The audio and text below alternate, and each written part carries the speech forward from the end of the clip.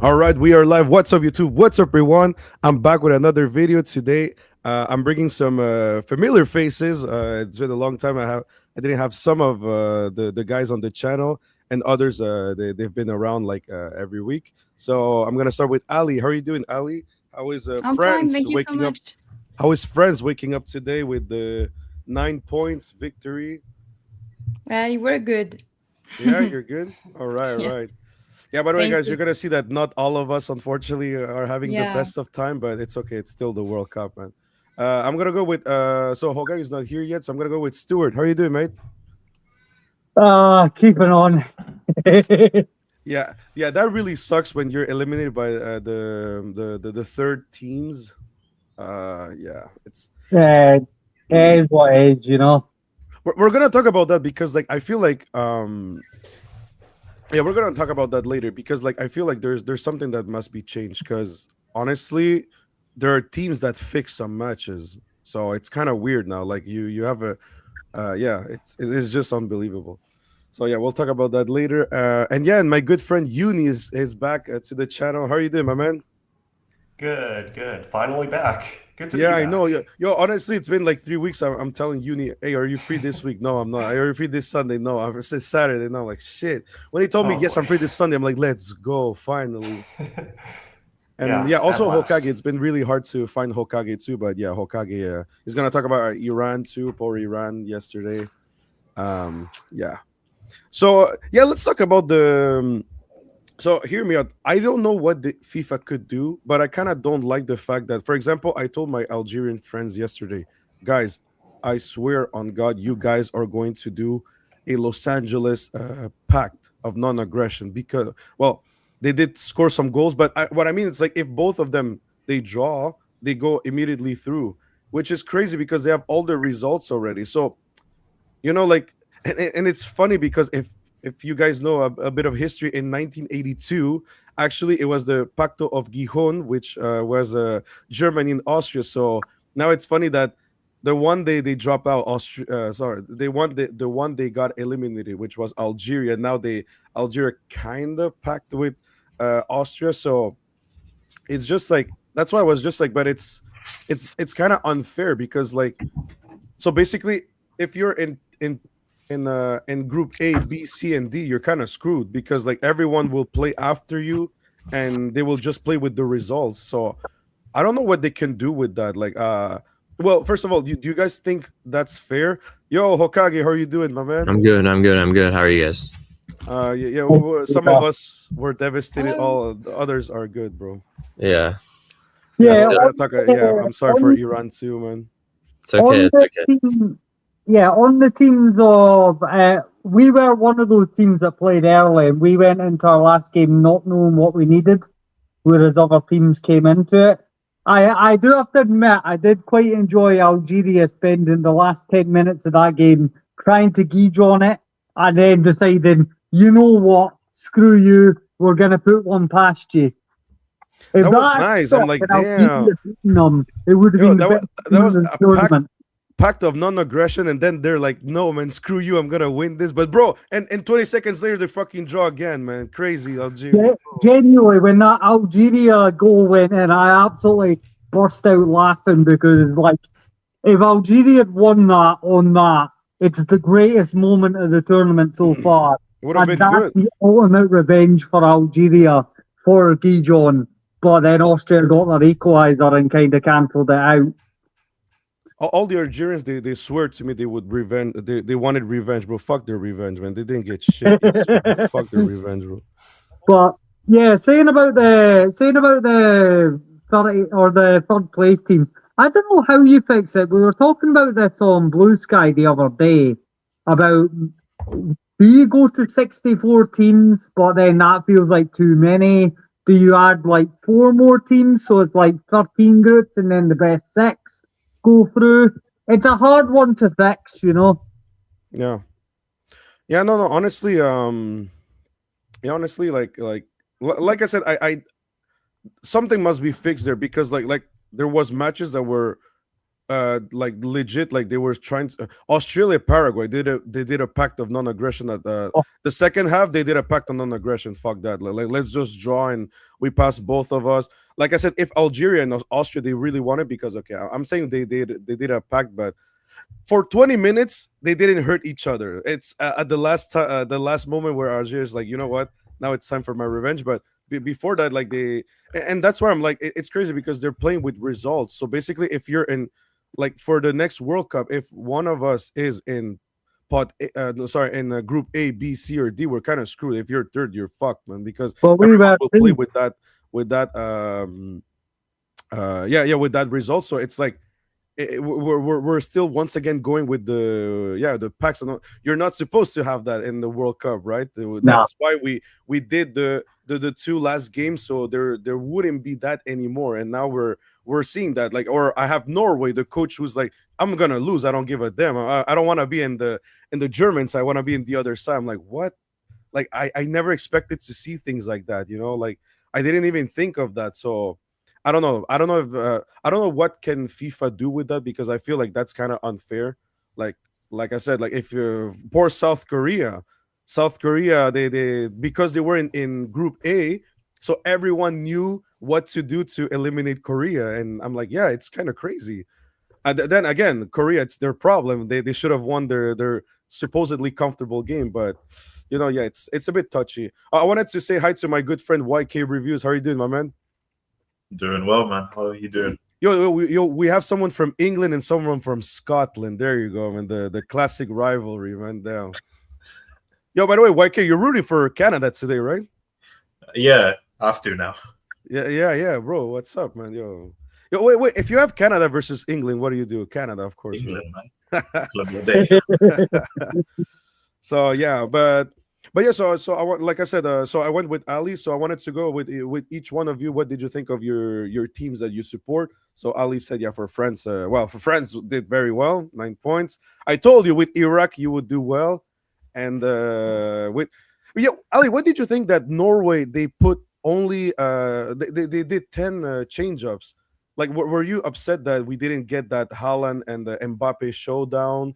I have to say that Norway bench was not bad neither. Right? They played actually a good game though against France. But yeah, what do you think about that, Ali? We were disappointed because we wanted to face the real Norway, and yeah, we were kind of like okay, but I just think that Norway just gave up before the match started. Yeah, with Haaland saying it's historical what we were doing, and as if their World Cup was over. And I'm a little worried about the team and Norway fans, because I just feel like they gave up. It's way better to be in the first place with. We have to face good teams, of course, but I think it's a little bit easier, and winning France for Norway would be a huge thing for them, and they didn't play like they could compete, and I was a little disappointed by that. Yeah, I understand Hi. that. Hi, Eon. How are you doing? Oh boy, I'm sorry for Uruguay prediction didn't quite work. I wasn't that far. By the way, I'm gonna talk about that, but Spain was not that great. Everyone here told me Spain will crush Uruguay. I didn't see a great Spain. It's just Uruguay was just worse. They were afraid of scoring something, man. Fuck. It was a brave call, so I admire that. Thank you, man. Thank you. You always I have to feel believe very in your smug team. about Cape Verde in that group. Sorry. What did you say, Stuart? I feel very smug about Cape Verde in that group. Yo, I thought Cape they Verde, did bro. quite well. Shout out to Cape Verde, man. Shout out to Cape Verde. They were brilliant. Oh man, fuck, man. I can't believe, man. Fuck, man. We got off with 2 points, man. God damn, the worst thing I've seen. But anyway, that's what. It sucks, man. It sucks, man. Well, there's a lot of us that are beaten. Yeah, you're gonna see, guys. Like the more we go to the more we advance of the World Cup, the less happy faces you're gonna see in the live stream. But yeah, so honestly, I've seen online that people were saying it's the coach of Norway. It's either brave because he thought of the next match, which is Ivory Coast, a very strong team, and others called it, of course, um well, yeah, chicken, kind of, because they're like, well, they gave up the match before even trying. So I don't know, honestly. I think we'll see with the match with Ivory Coast.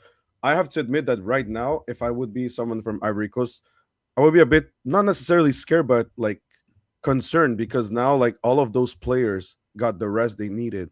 So it's, I don't know, we'll see that then if they get eliminated. Yeah, but I think, like, yeah, some people were saying Holland is realistic, like, because also we have to see what journalists sometimes they ask. I think they ask Holland if he can win the World Cup or something. So he's like, no, like, we're Norway, we're not gonna win the World Cup. But what we did is historical already. We're here. We're gonna and I think Norway honestly could go a bit further. Like, I think round of 16s could be something for Norway, even quarterfinal, if some certain things go their way. But yeah. So my man, Hokage Puya, man. I know. By the way, before someone asked me, was that in Muay Thai that black eye happened, or Yeah. It was yeah, Muay yesterday. Thai. Yeah. Yeah, because my boy Hokage Puya does Muay Thai. I saw your video when you competed. I think you went to the final or something like that. Yeah. So I have another fight coming up. So it was a bad sparring session yesterday. I got. Ah, shit, man. Well, that happens, man. But how are you doing, my man? I know. Yesterday I saw a little bit of your video for Iran. I know it sucks, man. Honestly, but yeah, like I was saying, what do you think about, like, the fact that others can see the results and can play with that? Do you like that, or you feel like I mean, it's I don't like that. I mean, that was kind of the problem with the third place thing. I felt like this situation would happen. Although I would say, for third place teams, when I kind of just predicted all the games myself before the tournament, I didn't actually predict so many teams to get 4 points yeah, me too, and yeah. finish third place with 4 points. So that definitely contributed, because now teams are going into games on 3 points each, thinking, okay, all we need is a draw. Australia, Paraguay was one of them, and then obviously Algeria and Austria last night was another game. So I don't know how Infantino feels about it. Like, for the France-Norway game, so when back in December when the groups were drawn, I mean, the most looked forward to games were, Colombia, Portugal, and then Holland versus Mbappe. We've been talking about Holland versus Mbappe for 6 months. Holland doesn't touch the pitch because they want to get on the other side of the bracket. So I'm sure, first of all, any American that went to that game and paid the crazy ticket price was pissed off. And any Norwegian fan was probably pissed off as well. The French fans, all right, they still get to see Olise, Mbappe, Dembele. Cool.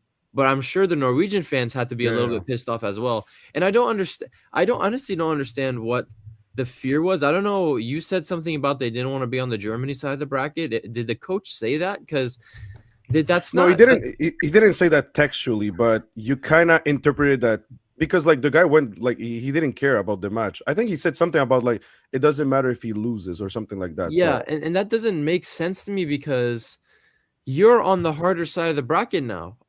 Sweden would have been an easier game for you guys. Now you're well, facing Cote d'Ivoire. I think Cote d'Ivoire is a harder game for them. If yeah, you win that game, you then play Japan or Brazil Brazil. or Japan. So Yeah. what's the tactic there? What happened? Well, look, That doesn't make sense, because in my opinion, Sweden is an easier game.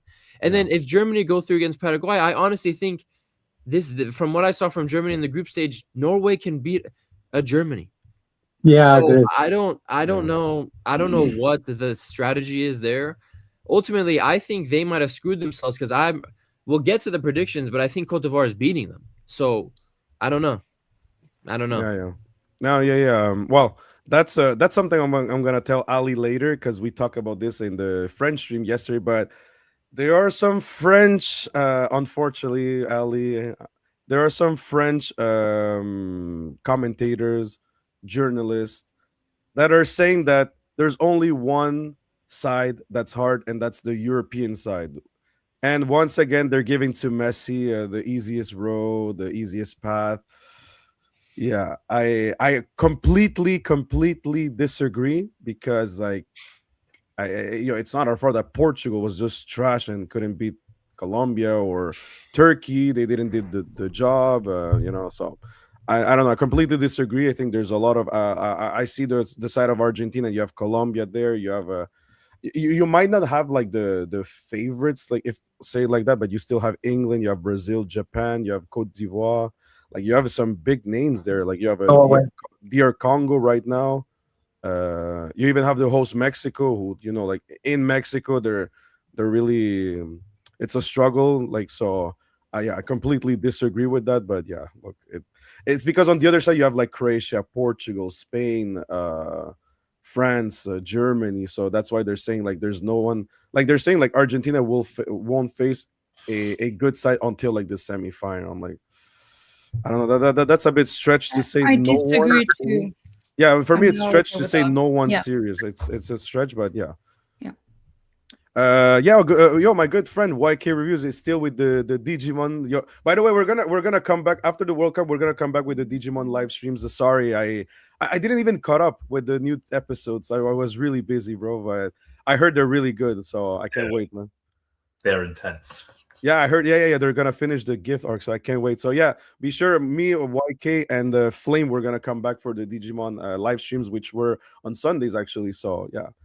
Yeah, how are you doing, man? How are you seeing England, by the way? Well, I guess you had the chance to watch the England games, and yeah, what do you think about your chances for this World Cup?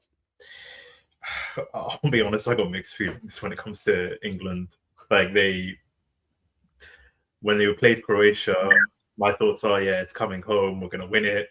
Then play Ghana and just an abysmal performance. And then even yesterday, like the performance wasn't that great, and there needs to be a lot of changes when it comes to moving forward to like the next stage. Like the Rice Anderson pairing in midfield, I feel like doesn't work. Kane needs to step up. The wingers are dreadful. Like Anthony Gordon and Madueke are just, I'm sorry, but they are bad when it comes to the wing pairing. So yeah, a lot of things need to change when it comes to England. I haven't seen like the bracket and like the who we can go on to face after DR Congo, but Mexico. Oh, is it Mexico? In Mexico. Mexico, Ecuador, aye. Yeah, Mexico or Ecuador. Okay. But it's gonna be you're gonna play in Mexico. So if it's against, yeah, you can play against the host in Mexico. So that would have been such a great game to go to. I know. Yeah, yo, I heard like I've seen some streamers. I know someone that went to Mexico and the States. They told me there's nothing like Mexico fans celebrating. Like it's just another world. I'm like, shit. I would have loved to go too. Incredible too. Yeah, I would have loved to go too. Yeah. Cracking ground. I have to say, at least for Canada, I have to say that in Toronto, I was actually pretty much surprised how well people lived the World Cup in Toronto. Like when I arrived, it looked kind of bleak, but then the other day when it was Canada playing, oh my god, it was actually, you could feel like the football fever. I'm like, okay, that's actually pretty nice for Toronto. I was pretty pleased with Toronto City. So yeah, the thing that's frustrating me the most about not just England but the whole World Cup in general is the hydration breaks. Like that's like yesterday, for example, England were playing, it was raining, there was no heat whatsoever, and they still go on this hydration break. So it doesn't feel like you're watching a football game of 45 minutes. It feels like you're watching 4 quarters of a game, and it's just driving me nuts when it comes to that. Yeah, last week we talked about that. I will say what Van Dijk said. If it's necessary, yes, put it. But if it's not necessary, bro, you don't need to be stopping the game all the time for publicities. And I don't know. I have like TSN, bro. It's full of publicities, man. It's crazy. It's 3 minutes minimum. Yeah, 3 minutes. Too much. 3 minutes. It's too much. Yeah. You need 1 minute. But no, for the Americans, we need 3 minutes to put a lot of commercials. But wait, you think that will change for the next World Cup for the Spain, Portugal, and Morocco? No, I hope you it think does. Realistically, no. The UEFA said they're not using it for the Euros. Thank God. Fuck. It's in place if necessary, but it's not going to be mandatory for the Euros. Oh, okay. At least that's good. Yeah. Yeah. All right. So we're seeing contrasting emotions in the chat. Definitely, if Ireland got to the World Cup instead of Czechia and Denmark, we would have escaped that group. Only ourselves to blame. Ireland was actually pretty good. I was really shocked that they didn't make it to the World Cup. It would have been good to see Scotland, England, and Ireland. But wait, who's the biggest between those three? English? No, I'm kidding. No, I'm not gonna do that. No, kidding. Yeah, they say Unfortunately, it's absolutely them. Hokage. Huh? Unfortunately, it's them. Nah. Oh yeah. By the way, wait. Have you seen the Scotland games? YK. Have you had the chance to? I watched the last two, like the one against Morocco and the one against Brazil. I honestly was surprised about the Brazil result. So I didn't think it would be like that bad of a result there. Yeah, no, it was it was something, yeah. Oh, And actually, we're gonna go with obviously- Stuart. Stuart, what did you think of Scotland's journey in this World Cup? I'm sorry to Stuart if you look. You, me, and YK, you, me, and Hokage, we have something in common. One of our teams, well, no, your team, but one of our teams lost. So yeah, we're my only team, I'm afraid. But wait, yeah. Stuart, who you're gonna support now? Are you supporting England or? Oh God, no. Sorry, no. So I'm supporting DR Congo, and if England get through, it'll be Mexico or Ecuador, and then it'll be DR Congo. In terms of who I actually want to win it, I kind of want to see a first-time winner. But yeah, going back to Scotland's journey, I mean, it started well enough with Haiti with the win, but I think the Morocco game obviously was a bit of a sickener. Started badly and then sort of came into it more. The penalty that we didn't get, or at least one of the penalties we should have had, but Yep. if you're at the point where you're blaming referee decisions, you know you've kind of gone wrong. So it's like, it's just we should have created more from open play as well, and just Morocco was a shame. We could have got something, and then Brazil, we made too many mistakes, and if you make those mistakes, you're gonna get punished, quite frankly, at that level. So it is what it is. I mean, we made the most of it. The Tartan Army made the absolute most of it being out there as well. So that's something. It would have been nice to get through. Would have been nice to be the first Scotland team to ever make the knockouts, but the fact we made it after 28 years is something to be proud of. Steve Clark's obviously resigned after the tournament as well. No, yeah, and also Scotland, like they made it directly. You know, they didn't make it with European.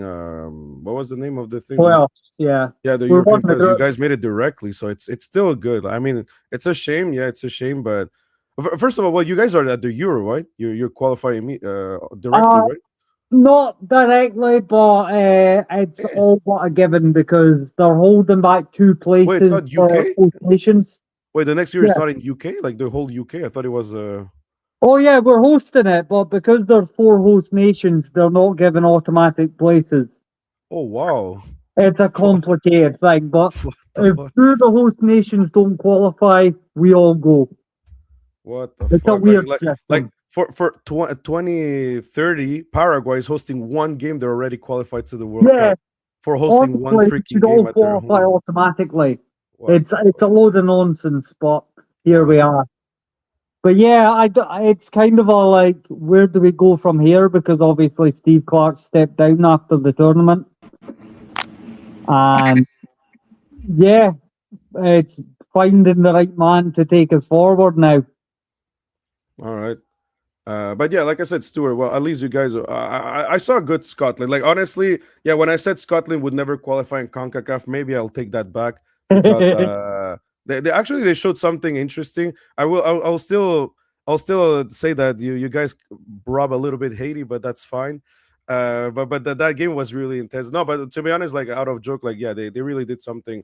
I was kind of shocked about the performance of Scotland. Like I said, I thought you guys were a bit weaker, but in the end, like against Morocco, especially, it was actually a pretty good game.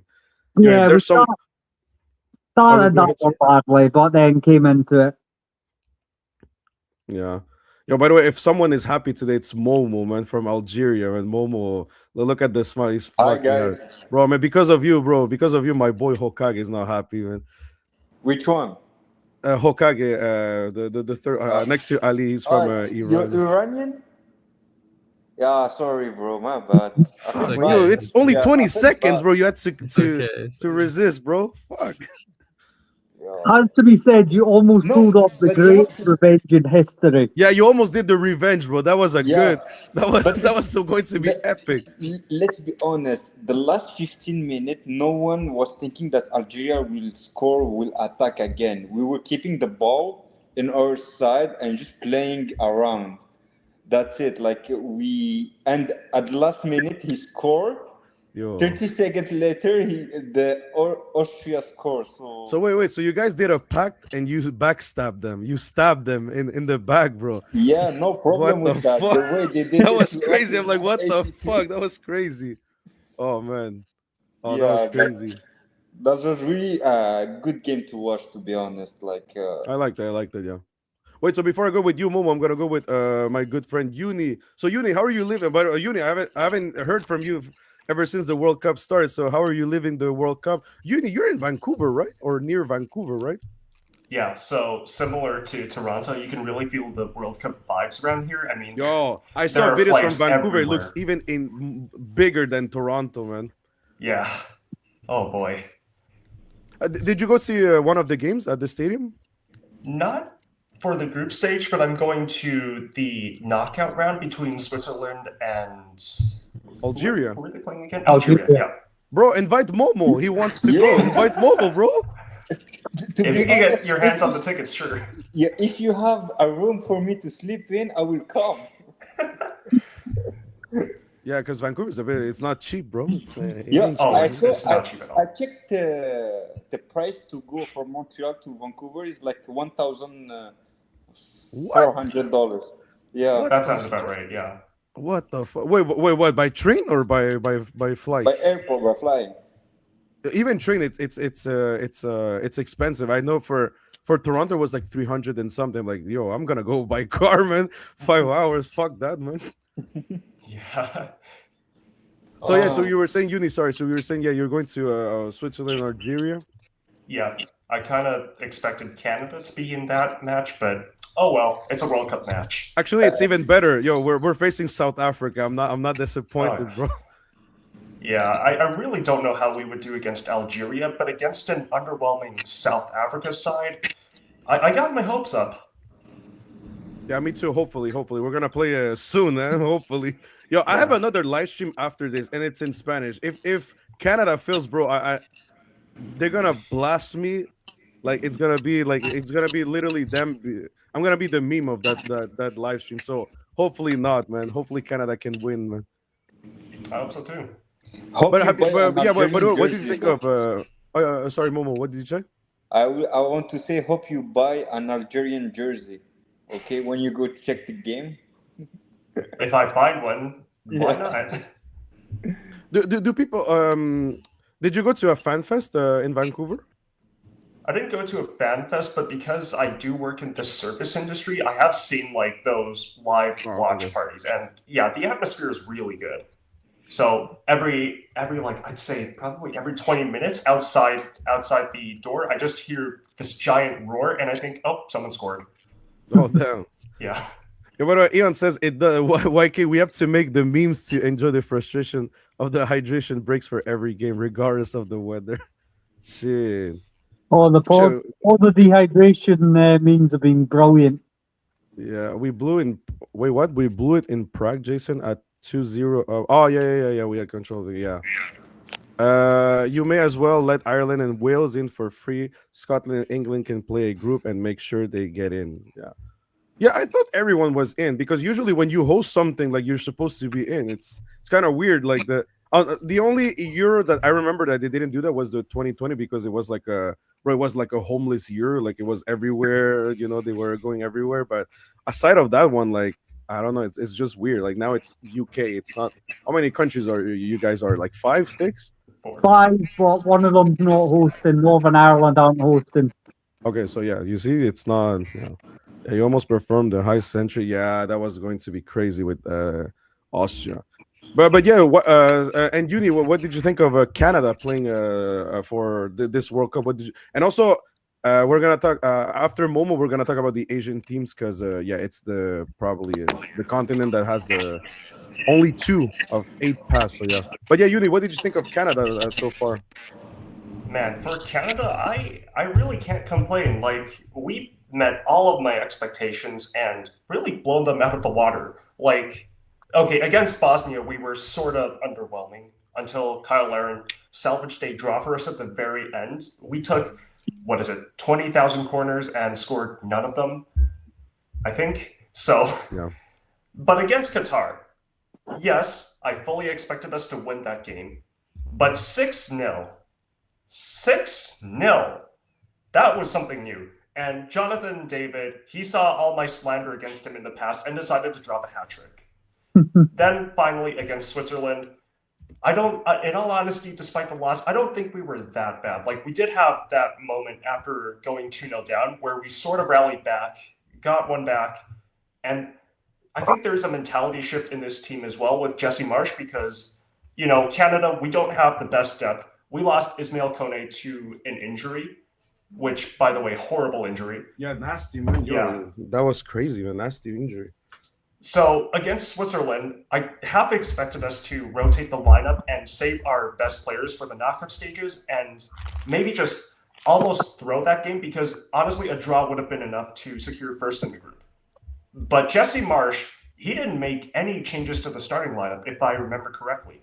Like, I think he was going for the win there. So yeah, the change he did, and that's the change I didn't like, was taking out Miller because you needed someone more creative in the midfield, and you felt you had Eustachio and Miller out. So, well, Eustachio was apparently injured a little bit, so that's why he put him out. But I don't know. I thought that was a bit risky to not.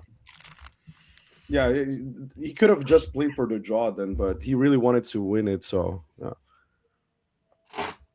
Yeah. But no, yeah. Oh shit, Momo left. Okay. But yeah, no, honestly, since when Momo is gonna be back, we're gonna talk about Algeria. But yeah, Uni and Hokage. Let's talk about Asia. Did you guys predict this that not a lot of Asian teams would pass, or this is a shocker? For me, it's a bit shocking. I really thought South Korea would be in, and I was like, maybe another Asian team will be in, but now only 2 pass out of 8. What did you guys think about that? Yeah, I mean, South Korea, I don't know what to say with them. Their coach just, I don't know what he was doing the whole tournament. I don't know what his plan was. Playing Sonat striker the first 2 games when he clearly can't play striker. You could either play him more wide. He just wasn't doing it. Qatar, I expected. I just don't know how Asia let Qatar be 2 times Asia back-to-back Asian Cup champion. I still don't understand how that happened. Like, they aren't the representation of Asia. So I expected that. Did I expect them to lose 6-0? No. That was quite embarrassing for Asia there. Our Asian champions getting demolished like that, but it is what it is. I didn't expect them to do anything. Japan obviously was going to get out of their group. They're the best team in Asia. I would say Australia surprised me because going into this tournament, there was a lot. They had good players like in Iran Kunda, but there was a lot of talk if Popovich would actually trust these kids to go out there and do the job for them. And in the first game against Turkey, Iran Kunda, he starts him and Iran Kunda does that. He scores that amazing goal to get their campaign started. So Australia surprised me big time. I actually thought they were going to go bottom of their group because they weren't impressive in qualifying. They struggled and they kind of rallied at the end of qualifying. That's how they got here. But beginning of qualifying was disastrous for them. They didn't impress me. And then going down, Iran is Iran. It happened. We got three draws. I think the only thing I'll say to Iran, as much as I think there's a lot of external factors that contributed to Iran's performance, the reality is that you shouldn't have tied to the worst ranked team in the World Cup, New Zealand. Like, I feel like New Zealand didn't play like the worst ranked team. Yeah. But statistically they were the worst ranked team, and that was the game you had to win to ensure that you would go through, and you didn't win it. And so that's really the biggest reason why Iran is not going through here, even though we didn't technically lose. And then, who else? Saudi Arabia, I didn't expect much from them. I think Saudi Arabia, no. They're a mess. They don't know what they're doing. The Saudi Pro League has actually kind of maybe been a detriment to their player development, the Saudi player development, because Saudi players aren't getting more minutes and development in their own league. So Saudi, I'm not surprised with at all. Iraq, again, you can't. We always said Iraq was there for the vibes. Yeah, you can't. That goalkeeper. I don't even want to be. Yeah. Wait, sorry. What? The Iraqi goalkeeper. Oh no, bro! One of the worst goalkeepers in the World Cup. No. Yo, the goalkeeper of Uruguay, he fucked us up too. Yeah, a lot of I times. don't know why. Qatar goalie was shocking. Fuck that, man. Yeah. Anyway, how are Qatar back-to-back Asian champions? They are woeful. I have no idea. I told you, I like don't know honestly, how... in 2019, I will admit that. No, was it 2019? Yeah.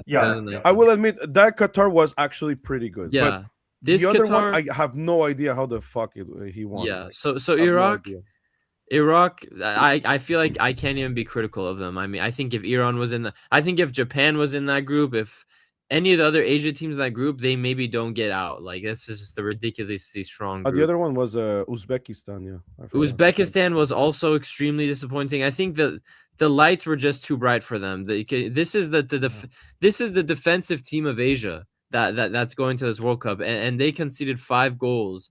They conceded 5 goals to Portugal, 3 goals to DR Congo.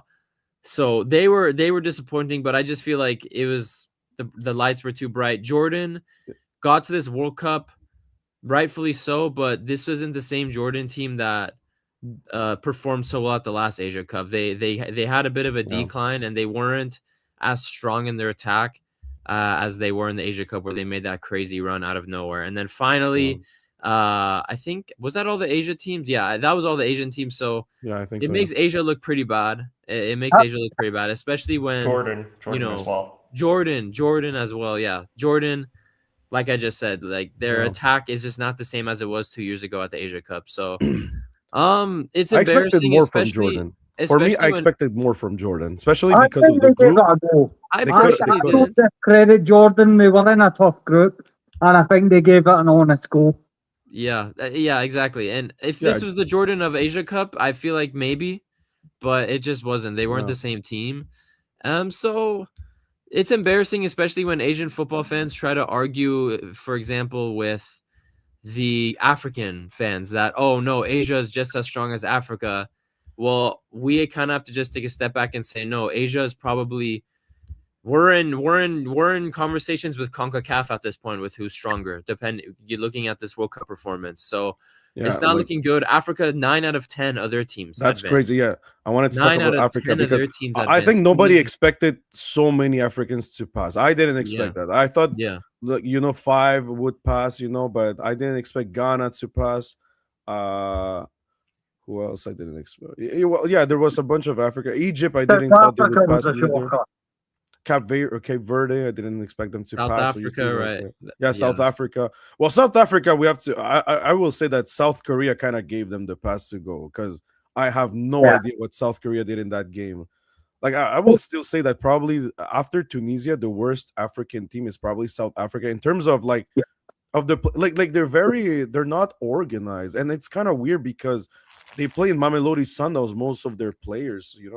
I feel like it's a very disorganized team. Like, then maybe they could eliminate today Canada. We never know. That's now it's round of 32. It's a new tournament, right? But I still feel like they're kind of compared to the others that I've seen. Like they're probably the weakest side. But yeah, that's South Korea. South Korea just.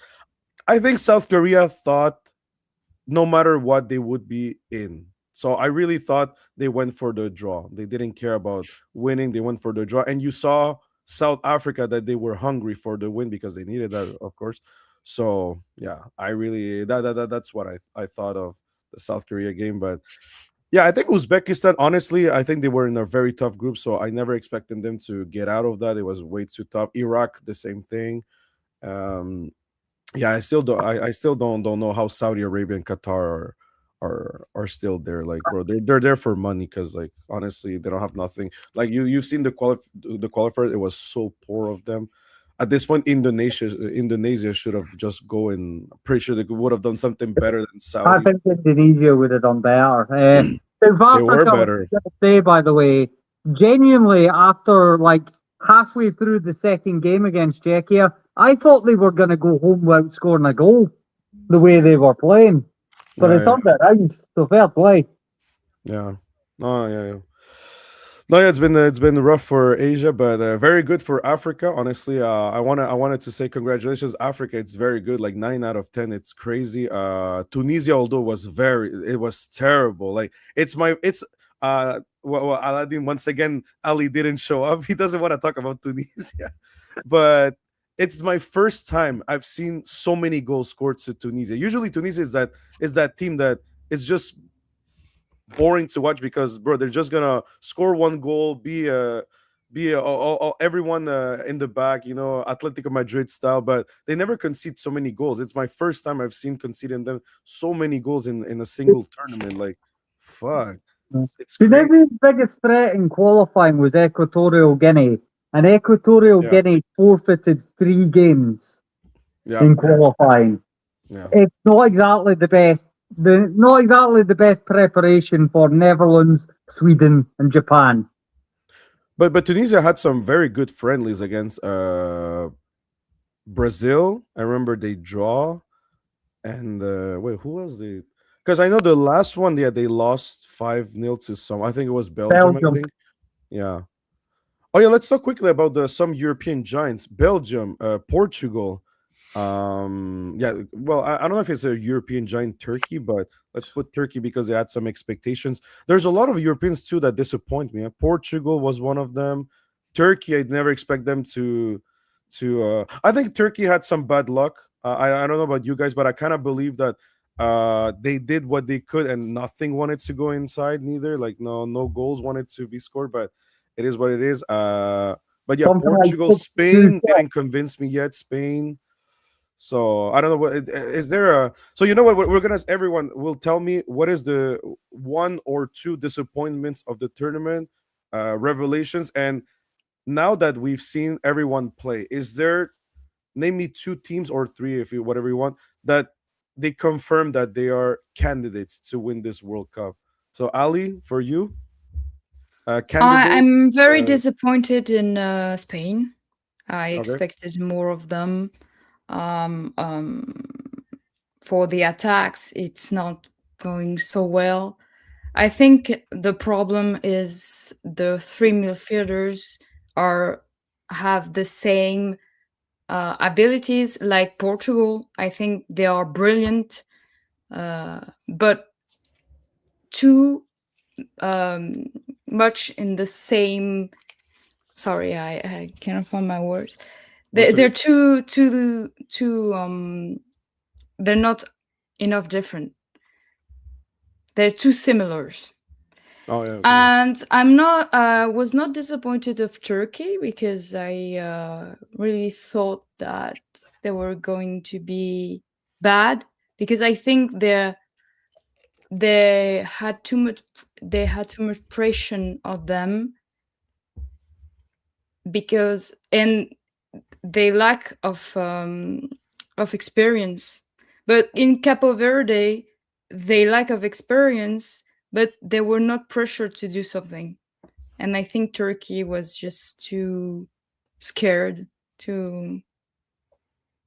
But yeah, I'm surprised of the level of France.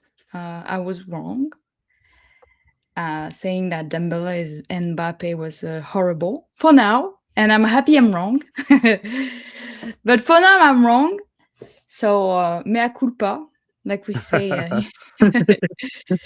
So okay, let's see. But yeah, Portugal is disappointing too. But I don't think Martinez, like I said in previous did call that, huh? streams.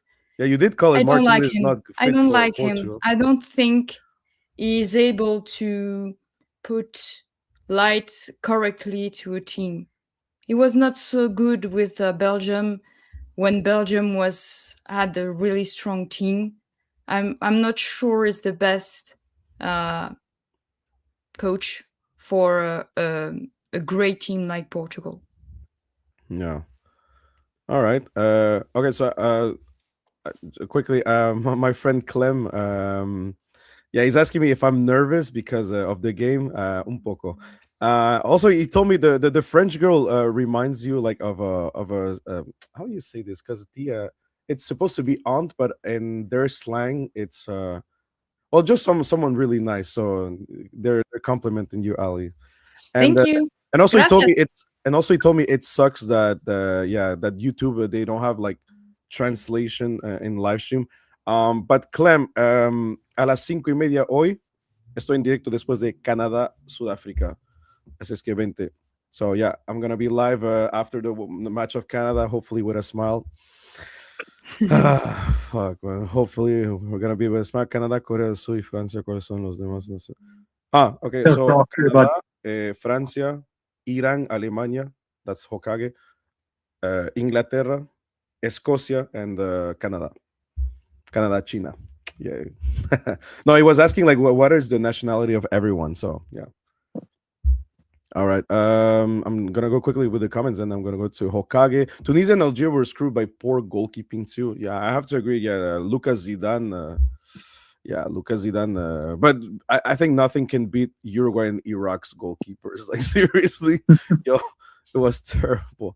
Yeah, South Africa. All right, so they say Australia shocked Turkey's system. Paraguay really shouldn't have won that with 10 players. Then the USA could rotate and not suffer. But you see, that's the thing. So that's what I like about World Cup. It's like it's not only about, or even not just World Cup, even in general. It's not always about like because for me, I'm still gonna say Turkey is a better team than Paraguay. But Paraguay, they play with their heart, man. They put grinta, everything that they had to to win that game. If they play once again, I'm pretty sure Turkey will probably win against Paraguay. But it's like Ecuador. They won by pure heart, man. I don't think they won. Maybe Germany also wasn't looking for the win, but like it was epic. I'm not gonna take nothing away from Ecuador. I loved it, but like it's that's what you have in World Cup. You have that's what you have in any sports. Like you that's why you can never underestimate any team. Like they're gonna play their hearts, man. For it's you have to remember it's their chance also to be seen by the world and maybe have a like Tim Payne, bro, from New Zealand. Now he's gonna play at Paraguay, bro. Tim Payne, man. So yeah, so that this is the moment they have to get recognition around the world. Belgium looking better than Portugal, to be honest, which is surprising. Turkey was horrendous and pretentious before the first game. Spain is lacking in form wingers. England will be great against big teams. All right, we'll see if England can win against DR Congo. Ali, it's possible that Roberto Martinez is hoping to get an Al Nassr job after the World Cup. How pathetic, really. Really? Then is that true? Al Nassr? Okay. does not shock me. Ronaldo. Yeah. And yes, Paraguay show incredible fight. Yeah, they show a strong will, especially for me. Like that was like if someone I've seen Naruto, man, when they talk about will, bro, that was an anime thing. I was watching Paraguay Turkey. I'm like, whoa! But how many fouls there was in that game? Crazy, man. And also Spain and Uruguay. How many fouls and like so few yellow cards? But yeah. Anyways, yeah, The referees are very permissive. yes. Very permissive, yeah. Great So Hokage, what entertainment about you? the What is referee the attacked. oh, sorry, what did you say, Stuart? Great entertainment the referee in that Turkey Paraguay game though. Yeah, no. So I think some referees they're just like, you know what, let's play. I don't want to get dirty. I don't want to get my hands dirty. Yeah. Just whatever, man. Do Yeah. whatever you want.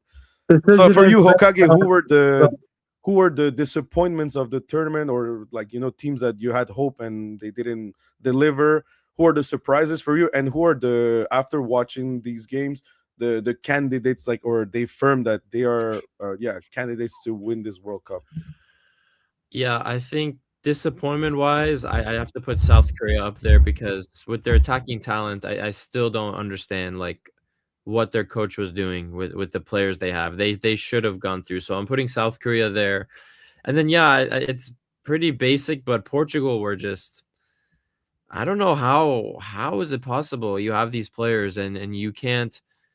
I mean, I was watching the game yesterday, and by the 50th minute, João Neves, it might be fatigue, because these guys were walking around and not caring about the game after 50 minutes. Like, they didn't want to run back and defend. No. So Portugal, you know, it is what it is. I don't have much hope for them now in the knockouts, but for teams that I think are definite contenders, I think France, obviously, but I'm pretty sure Argentina is going back to back. I'm 95% sure Argentina will win this World Cup and go back to back, because this Argentina team, man, like top to bottom, they played the best as a team defensively, the midfield. They're all gangsters for Messi. You can't do it. You touch Messi wrong once, and they're going to swarm you. It's like a queen bee. Messi's like the queen bee, and the Argentinian team is the hive. So 100%, I'm looking at Argentina and Messi to go win this thing again. So I guess actually I would say another disappointing team was Spain, because I was picking Spain to win this World Cup, and all of a sudden I'm not too sure about Spain anymore, even though they haven't even conceded a goal yet. I haven't seen the strength that I need to see. But with Argentina, I still even think Argentina didn't even try. I feel like they didn't try their 100% hardest to even win this group, and they got 99 points. So I think Messi still has goals in him. And yeah, you're still going to see Lautaro and DePaul and all those guys even improve for these knockout stages. So the one thing I'll say, if I could give an award to the best fans, it wouldn't be the Argentinians. The Colombians have 1,000% been the best fans of the group stage. 100,000%. They have blown everyone else out of the water. Yeah. I love Scotland is up there. Scotland top 5. Yeah, I was about to say Scotland. When I was in Toronto, bro, the party that they put the Scottish, it was insane, man. Yeah. There was only like maybe 20 Scottish people, but man, it was so loud. Like you could hear them from like miles away. I'm like, whoa, that was a party. And now I understand why they say no Scotland, no party. No Scotland, no party. It's not just a motto. You see that city dry. You see, England, they don't have that, bro. They're just dry as fuck when English. Oh, the thing I loved about that, by the way, was when England turned up to Boston, they shut the bars early. Yo, like in Toronto, they said like you guys really drink a lot, huh? Yeah. They said like the Scottish fans, they really came and they drink way too much beer, man. Yeah, it's what we do. We drink, we watch Scotland get gubbed, and we go home. Damn, man. That was nice. No, I love the Scottish fan. It was really good. I had a fun time with them. Yeah, also like Hokage was saying, like, yeah, Argentina had 9 points. There's only 3 teams that got 9 points: France, Argentina, and Mexico. Yeah. Here's a stat for you, by the way. No team that has got 9 points has ever won the World Cup. Yeah, that's crazy. No team that has won all their games, group stage, has won the World Cup. I don't know, like before, but at least 2000 from here, I know that's a fact. Netherlands got close in 2010. They won every game up until the final. Yeah, because Spain lost the first game with Switzerland 2010. Yeah. France, they drew with Denmark in 2018. Germany drew Ghana. I kind of have doubts. Yeah. Argentina, of course, lost to Saudi. Yeah, to Saudi. Germany. We drew to Ghana in 2014. For 2019? No, 2014? In 2014, Germany drew Ghana. Yeah, they drew Ghana. Yeah, true. Wait. That's actually false. 2002, Brazil got all 9 points. Oh. Yeah. Okay, so So after Brazil. Ever since the European, ever since the World Cup champion curse, we no team with 9 points has won the World Cup, but also there's the other thing that no team that was positioned first in the FIFA ranking has ever won the World Cup neither. Remember in 2018 Belgium was first, so of course they didn't win that. Another one I'm keeping an eye on is no team that has ever hosted the next World Cup has ever won it. Damn, so Spain, Portugal, Morocco, and technically Uruguay, Argentina, and Paraguay. So you're saying it's gonna go to France, maybe? Maybe. Maybe, or maybe England. Speaking of Oh England, God. yeah. Speaking of England, so YK, for you, what are the revelations of this tournament or surprises? Teams that disappoint you, like you had expectations, and teams that you think they kind of confirm that they can win it, or they're candidates at least. I think probably the two candidates are France, Argentina. They're the two strongest and have probably the best chance. I think Brazil might have like a fairly decent chance. The last two games they've been impressive. Similar with like Netherlands, they've been impressive the last two games, but Yeah, like Germany, Portugal, Spain are probably the three. Like I know Germany have won their games, but I don't know about it. Germany just hasn't been as impressive as I expected them to be. Portugal, like everyone is saying, the midfield is like probably one of the best midfields in the tournament, but the manager, like Roberto Martinez, is such a poor manager that he's probably fucking it up for the whole country for them. And then Spain, like Ali is saying, the midfield just isn't working together as it should.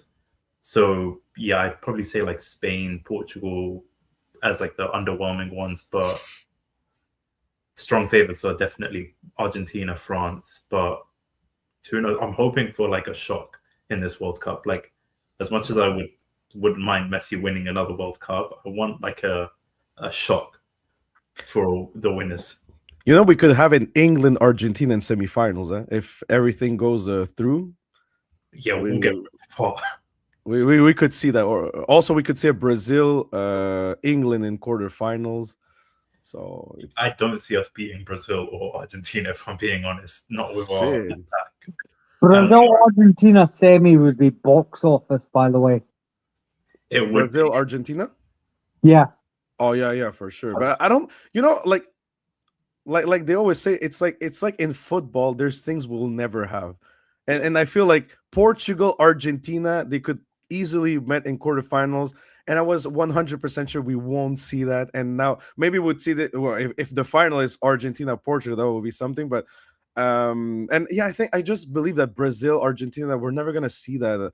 At least in this era, I really hope so. It could be nice.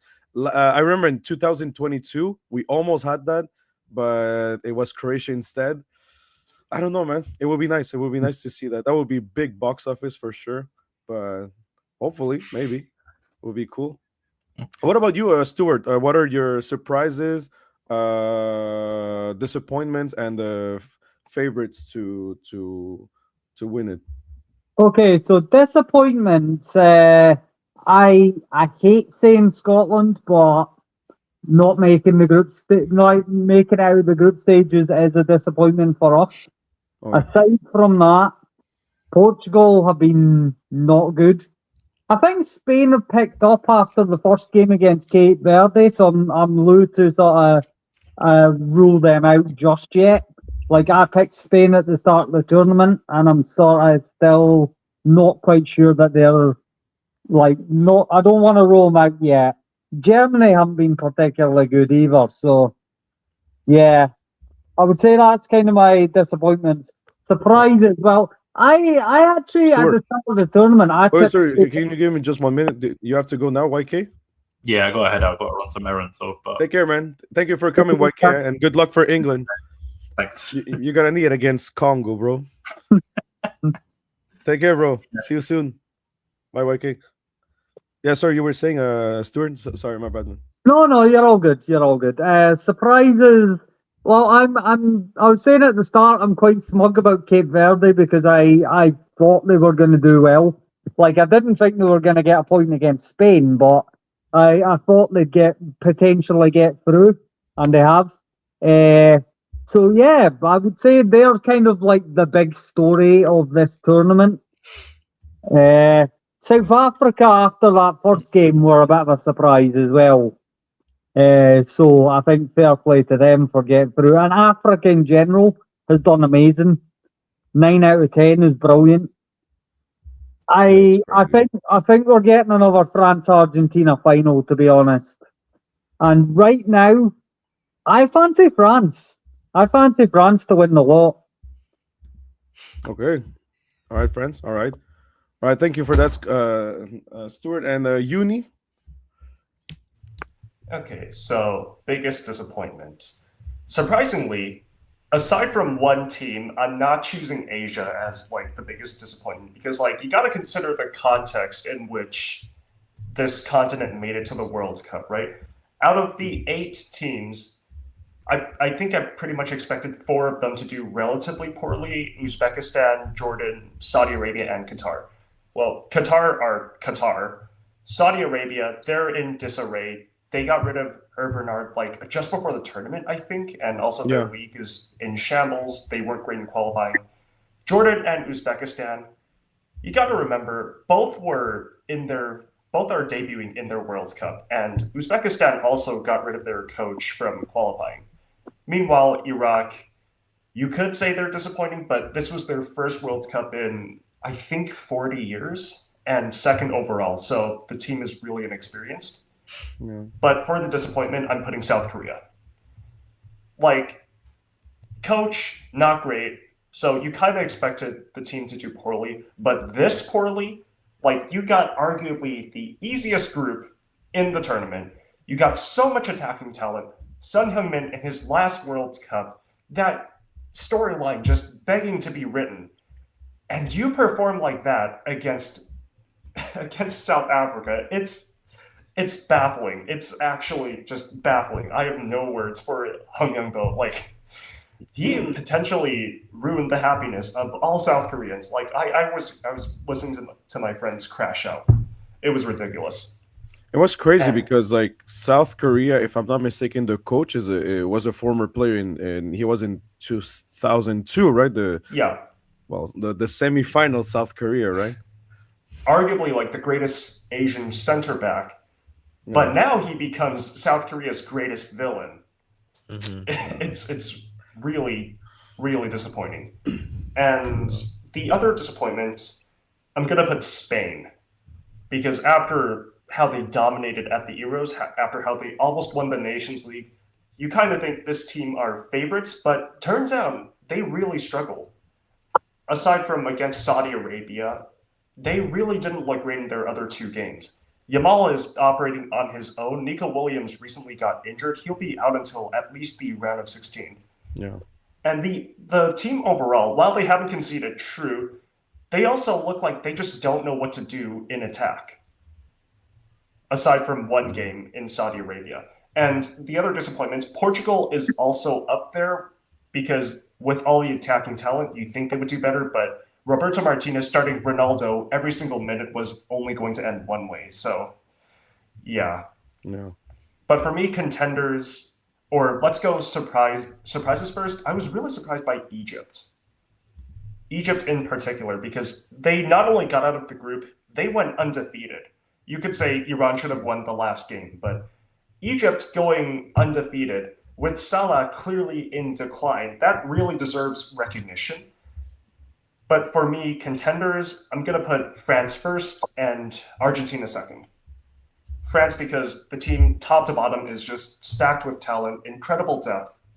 And they also have Deschamps recently losing his mother, so you have that motivation for the team. We got to win this for the coach. Yeah. And Argentina, similar kind of thing, but I'm not entirely convinced. I think this team may be a little over reliant on Messi.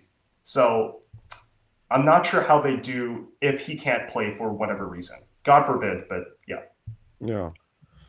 Yeah, yeah, well, me too. Well, disappointments for me. Yeah, I have Portugal and Spain because I think it's Portugal. It's I've started watching the World Cup in 2010, but I remember 2006 and 2002 for word of mouth and my dad a little bit those World Cup, and I remember I don't ever think there was a World Cup where Portuguese themselves they consider like they saw themselves as favorites. Like it's one of the first, at least for me. I don't know about you guys, but for me, it's the first time I see everyone backing Portugal and saying like they are the favorites because like they have this great generation of players. and honestly, it's been just poor. Like yesterday with Colombia was poorly. Also, that offside goal is just a nonsense, to be honest. I don't know that's guys. Don't be size 12 or 14, because for sure you're gonna be offside. Like it's crazy. But honestly, like no, it's just been poor. Like I think against Congo, they got just. I don't know. Yeah, probably Roberto Martinez is not helping, but I just feel like I don't like Hokage said. I don't know if the guys are having a great fatigue, probably, but it's just it's not been looking good. Like for what they have, they should show more, and it's been just like very poor. Spain as well. I think Spain too. Spain also another team that going to this tournament, at least for me and my surroundings, it was the candidate. There was no other team except Spain that was well, maybe France, but it was the candidate to win it all, because like they were looking good and everything. And yeah, I just feel like it's not been the case, unfortunately, for them. But yeah, we'll see later what happens. Anyway, now it's round of 32, so now it's another tournament. So usually big teams, usually they don't, sometimes they don't do a good group stage, but then they do a phenomenal run till the final. So that's, so we'll see what happens there. And another disappointment was Belgium, because I honestly really like, honestly I didn't had hype for Belgium, but then they were looking good, man. They were the friendlies were looking good. I was like, yo, I think Belgium is back, bro. I think Belgium might be back this time, you know. Maybe they're gonna do something that we didn't expect. And no, like, because honestly, with all the respect for the three teams, Egypt, Iran, and New Zealand, usually Belgium should have got 9 points in that group and shouldn't have suffered as they did. Like I know like Egypt and Iran have been playing very well lately, but like for the quality of the players that Belgium has, like they should have won that group too. But yeah, they won the group in the end, because Egypt didn't win theirs. But honestly, it was they really struggle a lot. Like what if, like I'm just thinking, if Belgium would have been, I don't know, in the place of Sweden, like would they no, sorry, in the place of Netherlands, maybe they would be out right now with Japan, Sweden, and Tunisia. You know, that's what I'm thinking. I'm like, put them in another group.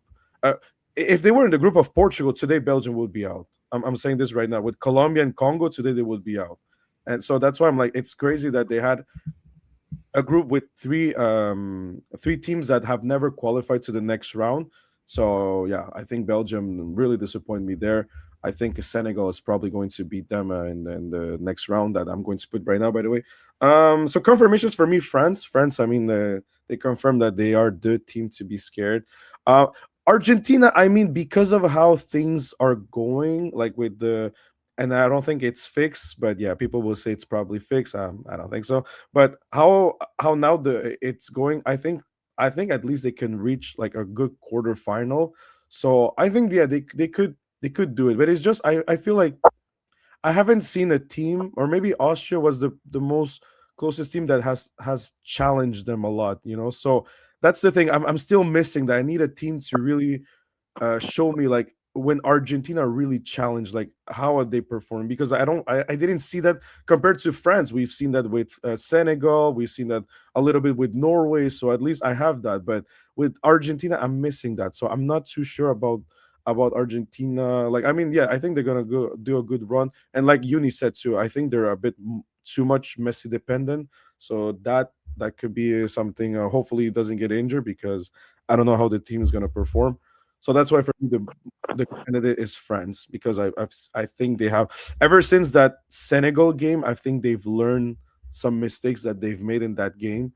And yeah, but I will still continue. You know, yesterday Aurel told me that I have to apologize to Mike Maignan, but I'm still gonna say that the weak link in France is still Mike Maignan. I know he saved Oh a penalty, no. but The worst are I don't know, lateral. I don't yeah, know how to the say that. wingers, yeah. The wingers, yeah. Really, you think so? Hernandez, Dean, Kunde, and Malo Gusto are the weakest in the team. When you want to score a goal for France, Yeah. go to the wing. Yeah. And Well, it's Kunde in. played a good It's in. game. Woo! Well, Kunde No, wasn't that bad against Norway. It was actually pretty decent. Kunde in he Barcelona is lost terrible so many balls. because in No, he's Barcelona he's not good. terrible. In Barcelona, I'm a Barca fan, and this year I was like, Uni's a Barca Kunde, fan too. Uni's a leave my Barca fan. club. Wait. So Uni and Ali are Barca fans. Hokage is Bayern. Stuart, what is your team? Dundee United. Who? Oh, Dundee United. They play in the Scottish Premiership. Oh, okay. I thought you said Man United. I'm like, wait, what? No, Dundee United. Okay. Oh, damn. I don't know this team. Yeah, I don't know that team, bro. They're a Scottish Premiership side. They play in Dundee. There's two teams in Dundee that play literally in the same street. Oh, okay, look at that. Well, look, Ian knows world famous Dundee United. I didn't know that. I'm sorry, bro. I haven't heard that team. I'm sorry. I don't really watch the Scottish Premier League, unfortunately.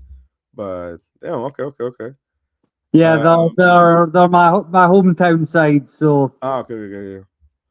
I appreciate that sticking with the hometown, even though I don't know if there's titles coming, but always with the hometown. That's good. not really. Our league tends to be won by either Celtic or Rangers. Although Hearts gave it a really good go this year.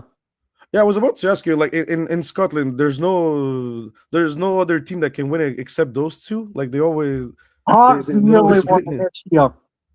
It was massive deal, but then Celtic beat them on the final day. Yeah. Oh yeah. I heard that there was a team that was going to win, and then they lost in the last match, and they lost the cup. Yeah, that was That was hard. that was devastating. Yeah. All right. So guys, now we're gonna go in the juicy part of this this live stream, because I want predictions here. But wait, I'm just gonna go to the comments. So Stu the Legend, Dan Winchester, thank you for joining. No one is running in behind for Portugal. It's so static, and the wingers end up alone with no support when they get close to the box. Ronaldo isn't helping either. Yesterday against Colombia, I can't go against Ronaldo. I think he tried his best, but yeah, it's just it's so weird that this team plays like this. It's like no connection. Like I don't know, man. Like it's just kind of weird. I'm fascinated how they have so much talent, but they're not producing a lot with that. It's really mind blowing for me.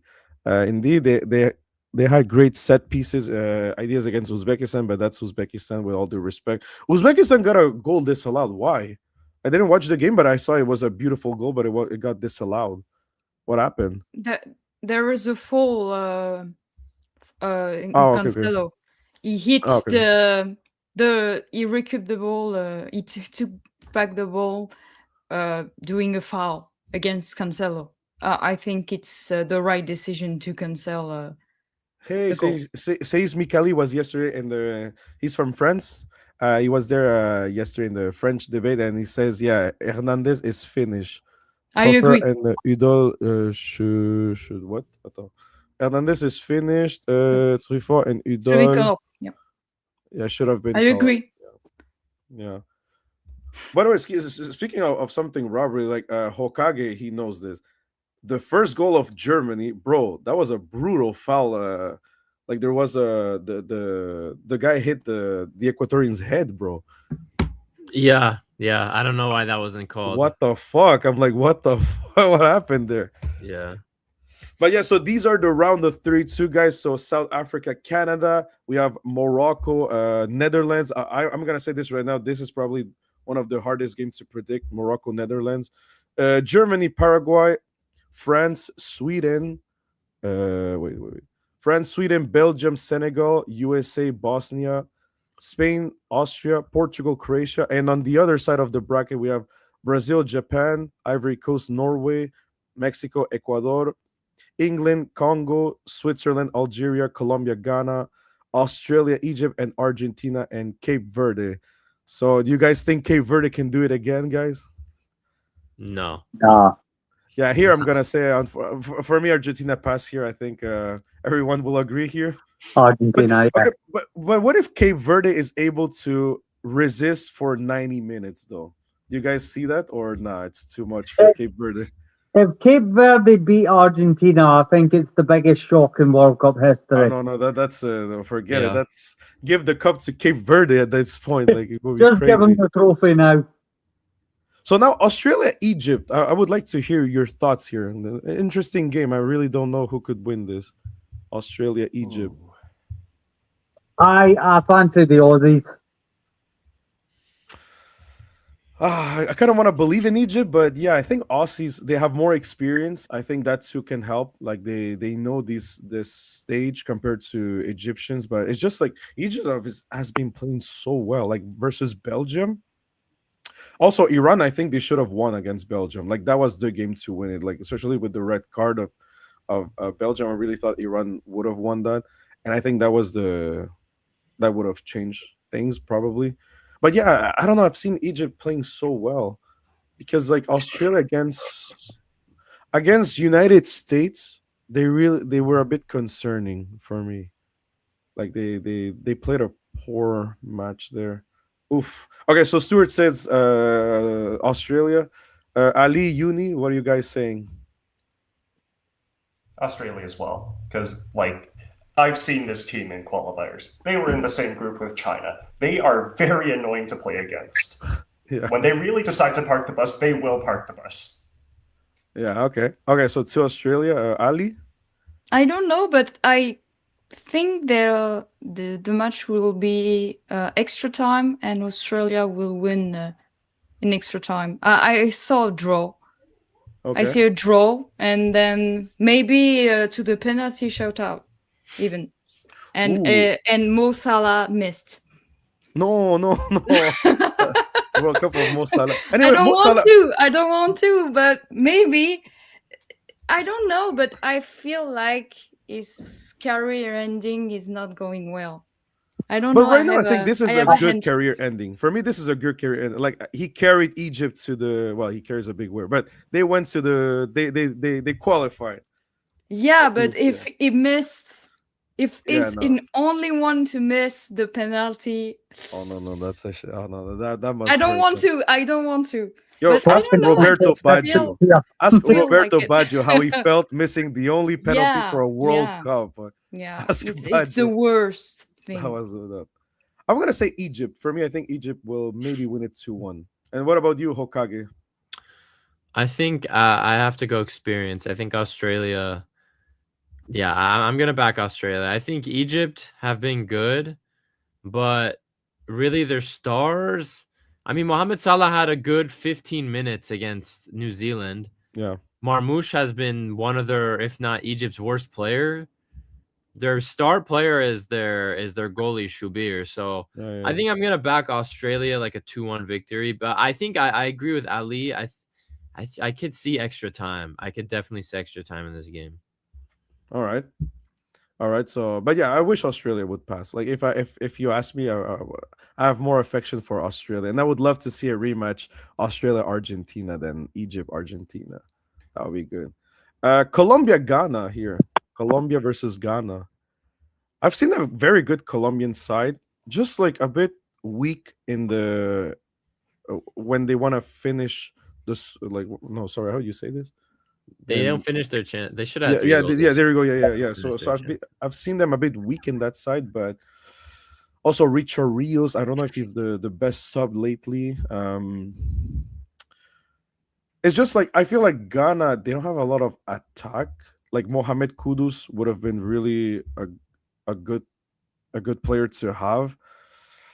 They have I'm- Semenya. I mean, I think Yeah. you're gonna see like a 70-30 possession game. Ghana defending Carlos Queiroz style.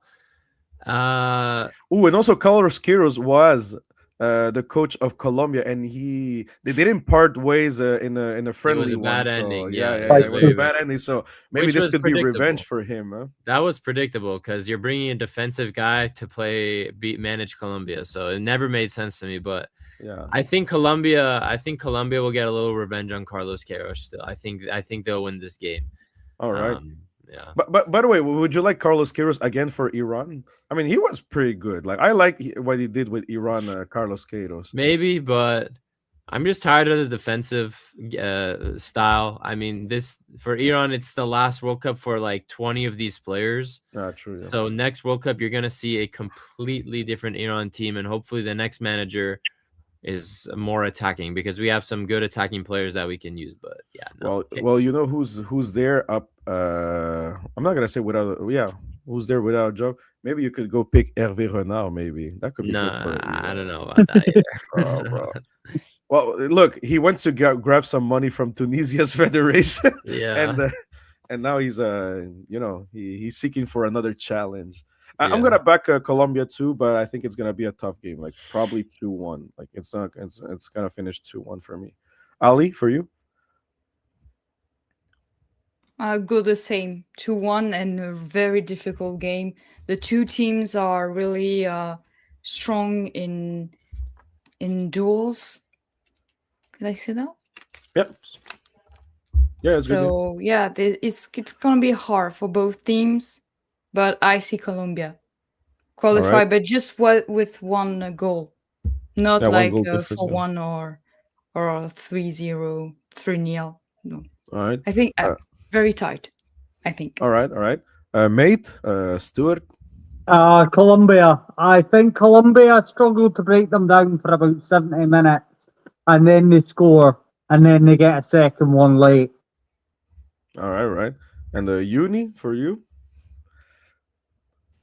Hard to say, but I'm gonna say a tight 1-0 win for Colombia, probably.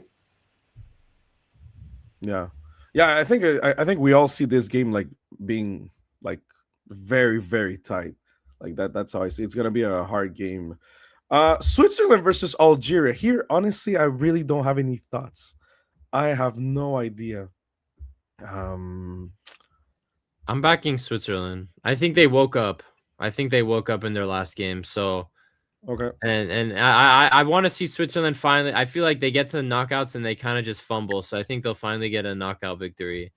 I just feel like they woke up, and I saw that this. I don't even know what to make of Algeria because like the game against Austria was a weird one. They got smashed by Messi, and then the Jordan game was all right. Yeah, I just feel like with Switzerland waking up, their experience, I rate guys like Manzambi. The guy, Yachin needs to start those young guys. Manzambi, especially, needs to start. Yeah. I think Switzerland. I think Switzerland get this one. Like, I personally think they're gonna destroy them, like 4-1. But yeah, is that a wishful thing? That's a wishful thing. It's a very wishful thing. No, but yeah, the thing is, like for me, if Algeria would have proved me that they have what it takes against Austria, I would back them more. But I don't feel like they were able to. I told my Algerian friends, I don't think you guys, if we talk about football only, I don't think you guys are better than Austria. Like bro, Austria really caused problems to Argentina.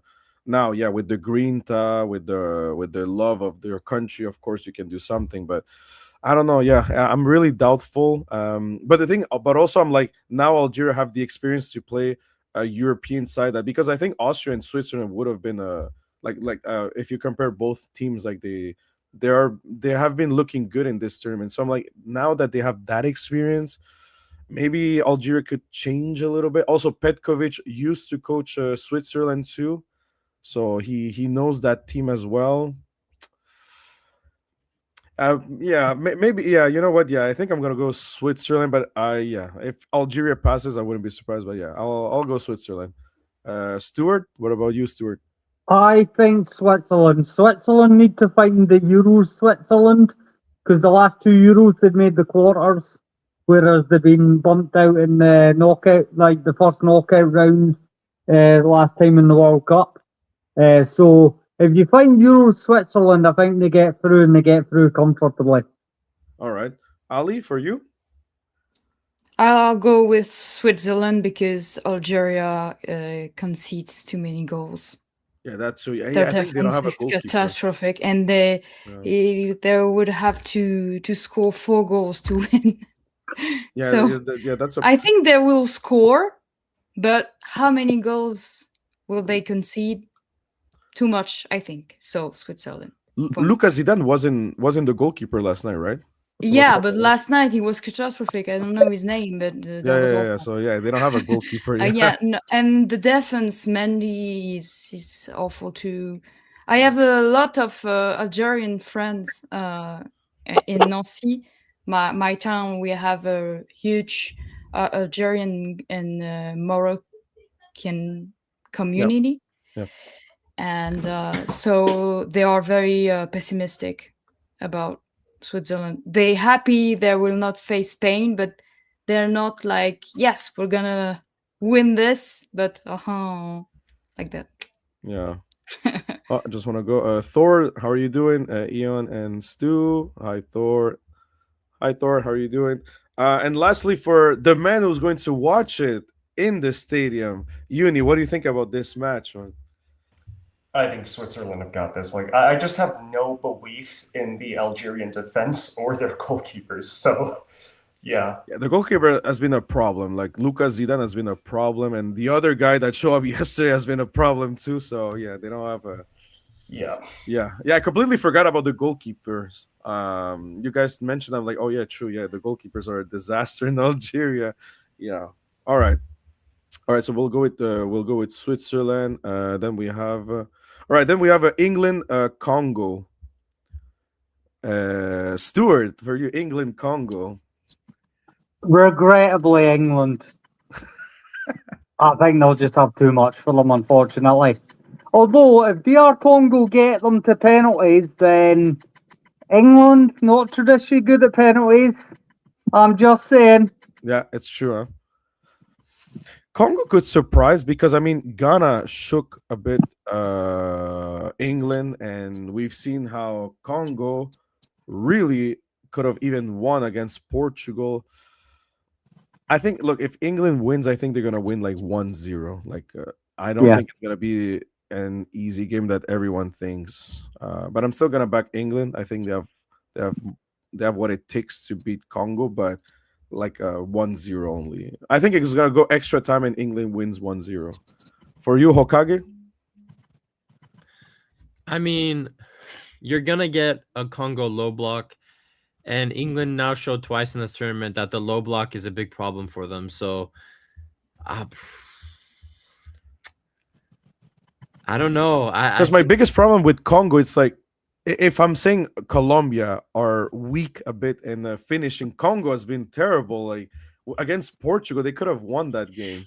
Yeah, so it's hard. England, man, I would say they go through, but I do see. I'll go England. I'll go England. The 2-1 victory in 90 minutes. 2-1 victory in 90 minutes. All right, Ali. For you, Ali. I go with extra time in this one too, but I go for England. But I think Congo will be very good in defense. Yeah, and Uni. Something similar. I think England just managed to take this in extra time. All right. Now this is a spicy one. I can't wait because social media will be on fire with Ecuador and Mexico. Like Ecuadorian fans and Mexican fans will be probably bitching at each other like for a whole week or for a whole month or even for a whole year. So like guys, I'm not kidding. Like I still have debates of Copa America 2024. So imagine this, it's a World Cup.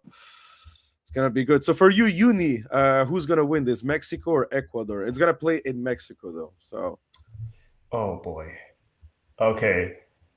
This I think ends in favor of Mexico on penalties. That came out of nowhere, but Mexico, aside from against the Czech Republic, they haven't really convinced me this tournament. The game against South Africa, they won starting with Satole's error and then red card. And then against South Korea, they won mostly because of the goalkeeper error. But I think with the home stadium and the atmosphere, Mexico managed to take this. All right. Yeah, I'm gonna go Mexico too. I think Ecuador is better than Mexico, but the home factor has proven us that Mexico is really comfortable. historically also Mexico, because this is not the best Mexico I've seen. Like, this is probably even the weakest Mexico I've seen in my life. But usually when it's World Cup at their home soil, they're very good. And also, I think I don't have the statistic, but I heard that Mexico, I think in Estadio Azteca, they haven't lost a game. I think the only one they lost was on penalties. So they're pretty good at their home at home.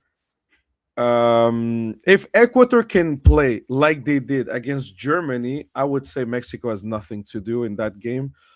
But I don't think that will be the case. And yeah, I'm gonna give it to Mexico because of home advantage. If it was a neutral ground, I would say Ecuador would win this. For you, Ali? I would say, just like you said, I think the home factor will change it, but it would be very hard. That would not be an easy win. Ecuador, I don't know if they are the best defenders, but one of the best defenders, I think, of this tournament. Also, I heard some Mexican influencers say that because theoretically it should be Mexico versus England the next game in Mexico once again. So they said, bro, they're gonna kill the English with smog and stuff like that, with the air contamination, so they could have a really I'm like, what the fuck? No, because actually, the capital of Mexico, it's actually there's some little problems in the air, by the way. So they're like, I hope we can just kill them with smog and just win that England game. Oh, that was so funny. I wanted to share it. I'm like, yo, that's crazy how they want to do everything, man. They want to do everything to go to that famous quarterfinal. Hokage, for you, Mexico, Ecuador. You faced Ecuador, so you know a bit what they can do. Yeah, this is so hard too. I mean, this side of the bracket is not easy. The other side of the bracket is a little easier to predict. This side is just too. The thing is, yeah, the Azteca, man. If this was like, say, if this was in like a Miami or something, or in the United States, if Mexico didn't get first place in their group, I would maybe say Ecuador, but it's just the home nation tax, dude. I think they're riding it strong, and so I think this is gonna be a 1-0. It's gonna be a 1-0 Mexico, I think. Yeah. All right. And for you, Stuart, Ecuador, Mexico, what is your prediction here? Mexico. And honestly, I think Mexico win 2-0. Right. Again, home nation tax. And I think Ecuador, they beat Germany, of course, but they do struggle on scoring goals. And I think Mexico can get a couple and just overwhelm them with that. So I'm going Mexico. All right, Mexico. All right. Chat, tell us what are your predictions. Okay, vamos Mexico.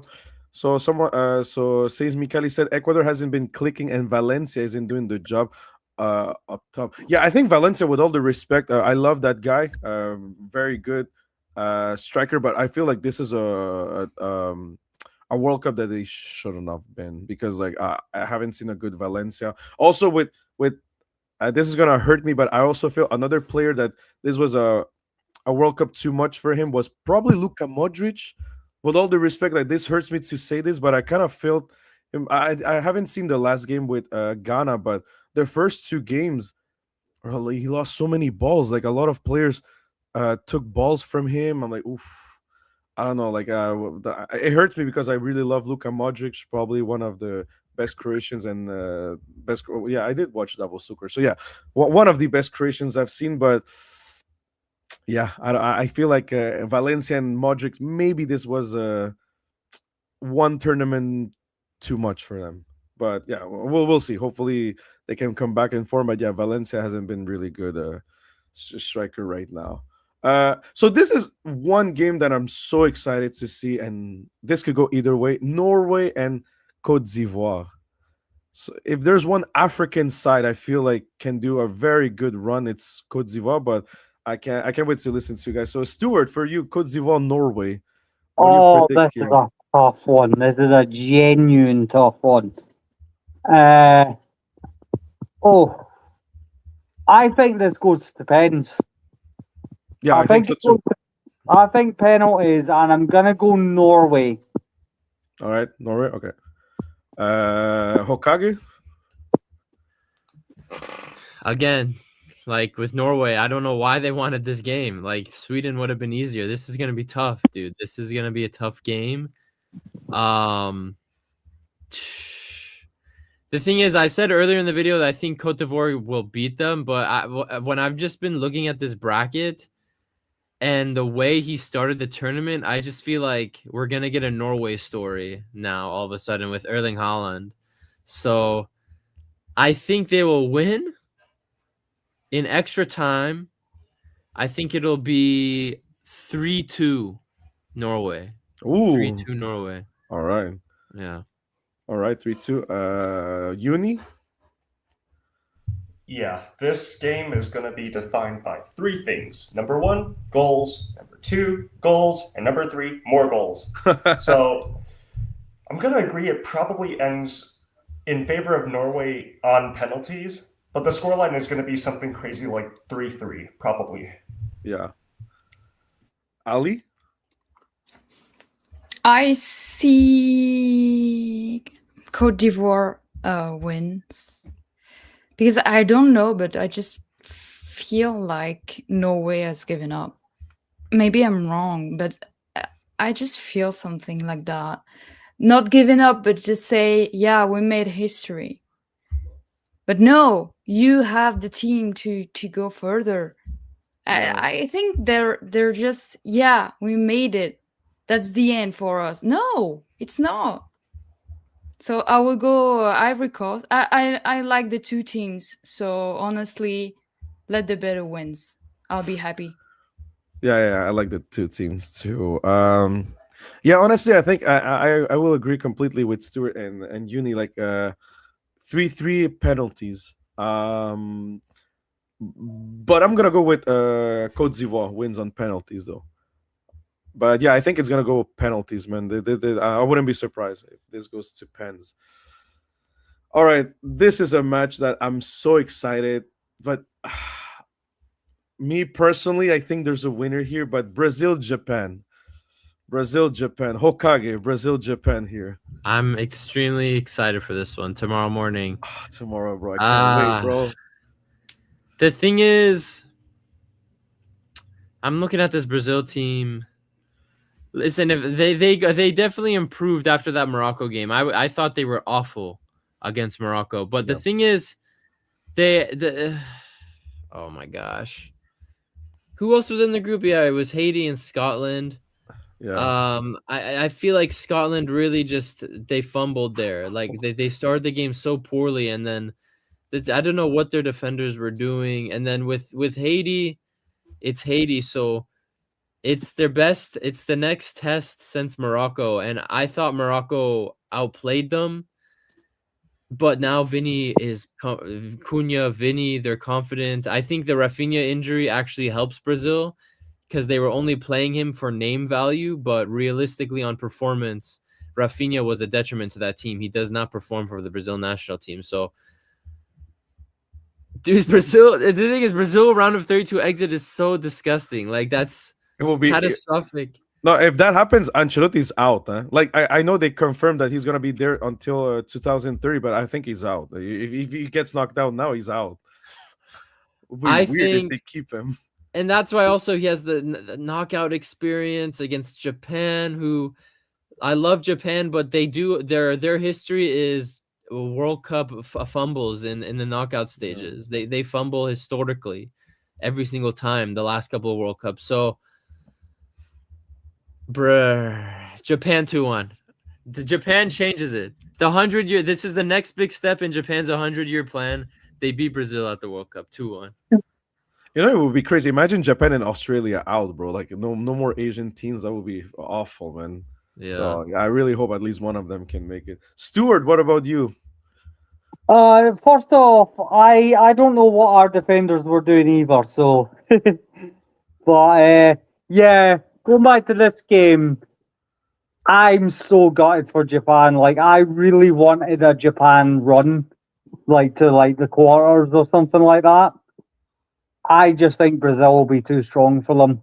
Like, this is another one I could see going to extra time, but It's the Ancelotti factor. I think Brazil might go quite deep, and I think because of Ancelotti, and Japan will just unfortunately be a victim of that. I genuinely wanted Japan to win this group, but so that they'd avoid Brazil. But yeah, here's what it is. Yeah, me I've too. got to go Brazil. Me too. I wanted Brazil, Netherlands, and I wanted Japan, Morocco. That would have been sick. Well, at the start of the group, I wanted Scotland versus Tunisia as this game. So Yeah, yeah. Well, yeah. Tunisia. Yeah, that would they have done. they were long time gone of the tournament. But do you want Japan as Momo? Wait, no. As Momo is saying, I would bet my own life that Japan will win. I don't know if I would go that extreme, bro, but I would love Japan to win. Well, Momo, it's been nice knowing you. Ruby Crave, they did. So yeah, here they're saying Norway have to be careful defensively if Cote d'Ivoire get in behind. Yeah, I agree. I don't think Haaland is the type of guy who gives up. Agree with that. Yeah. Like the speech was weird. I agree with Ali. The speech was really weird, but I thought it was more like he wanted to be realistic with people because usually fans sometimes they go too extreme. Like I don't know. Look in Ecuador because they finished second. They were like, bro, they are the best, the second best nation in South America behind Argentina. I'm like, no, man. With all the respect, like you did a fantastic, how you call this eliminatoire, fuck, qualifiers for the World Cup, but like that doesn't mean like qualifying is one thing, and then at the World Cup it's another thing. So and we've clearly seen like Ecuador, bro, you can't beat Curacao, man. You're not the second best team in America. No, you're definitely not. So yeah, I think that's what Haaland maybe wanted, like cautious for the fans, so they don't start like because like the more expectation the fans have, the harder they will hit you. Then they're gonna say, "Hey, what's like?" I saw Algerian fans were so pissed off that they lost against Argentina, but I'm like, bro, but with all the respect to Algeria, like, where do you guys put yourself? Like, that's I'm not gonna say it's normal, but it's like out of the three teams, like that's the game that is probably the most realistically that you're gonna lose, right? So I think that's what Haaland tried to do, but I agree with you, Ali. When I heard the interview too, I'm like, wait, it looks a bit weird. Then the coach also is like, I don't care. Me too. I agree with Hokage. It would have been easier with Sweden and not Ivory Coast. Ivory Coast very hard team. So yeah, but hopefully they didn't give up. Hopefully they're gonna give us a good show against Ivory Coast. So was yeah, Ali, for you here, Japan, Brazil. I want to believe in Japan. That would be a great story, but maybe the step is a little too high. So I will go with Brazil. But I don't think Brazil is going to be far. All right, Uni for you. You know, had this been a full strength Japan side with Endo and Mitoma, I maybe would have said Japan, but sadly, I think Brazil wins on penalties because Japan, historically, they're not the best at penalties. Yeah. And now they do have a good goalkeeper now. Zion Suzuki is actually not Yeah, bad Zion for, Suzuki. is not bad, Huge but goal up since the Asian Cup, but yeah, because oh sadly, my I god, he just was don't a believe him. disaster. He was a disaster. Like he was, if we're okay, maybe not Muslera, but or the Iraqi goalkeeper, but he was like a Lucas Zidane level. Like he was a disaster. Like, but now it's like huge improvement. You see, that's why you have to give second chances to people. You see, Yeah. that can bring something. Honestly, Uni kind of took the words out of my mouth. Like I was about to say, if one thing I learned in this World Cup, it's that countries they have a system. They grew up with a certain system, and there's and like for I have two teams that they try something different, but way too different, and you don't have the place for that. Tunisia and Uruguay, they try to be more offensive. They try to propose and not stay back, and that hurt them because like why? Because like countries have a certain system. Japan, it's crazy that they had so many injuries. Like they have as many. I think they had like what, like almost freaking almost like 15 injuries or something. So they had so much injuries but then again, they work well. Why? Because they have a system that works well for them. But one thing is a system, another thing is like the players themselves. So that's why uh, countries like Brazil sometimes, or other teams, like, although they're not playing well, they have this quality individually that helps them sometimes get overcome things. And now Japan, the unfortunate thing, it's like they're lacking those. I think like Nakamura did a good job replacing. Was it Mitoma? I think. Uh, yeah, Mitoma, right? But yeah, he's playing the Mitoma side, so he did a good job. But the thing is, like, yeah, like those individual, that's what push you, because like I feel like if you only play by this system, you have a there's a ceiling and you cannot pass that. That's where your individual players will do that step further. And now my only problem is like, yeah, Japan are not having those players. They don't have Minamino, they don't have a Kubo, they don't have Mitoma, they don't have a Endo. Like, there's so many important players that I feel like could have done that step. And Brazil has more experience here. And Brazil, I'm gonna say this right now. I think Brazil will win it, and they're not gonna play well. Like, it's gonna be like maybe Morocco. Like, they're playing shit, but in a counter, you have Vinicius, you have a maybe Neymar now that's gonna play probably. So, and one counter, they might score. So that's where I'm like, it hurts me because I would love to say Japan, but realistically, I think Brazil will win. But fuck it, I'm going with Hokage. Japan wins it, and fuck it, man. We have to believe, man. We have to believe. Fuck it, man. Japan wins it. I don't care, man. Let's go. Let's go, Japan. So realistically, guys, I'm saying I know Brazil will win, but fuck it. Let's go with Japan, man.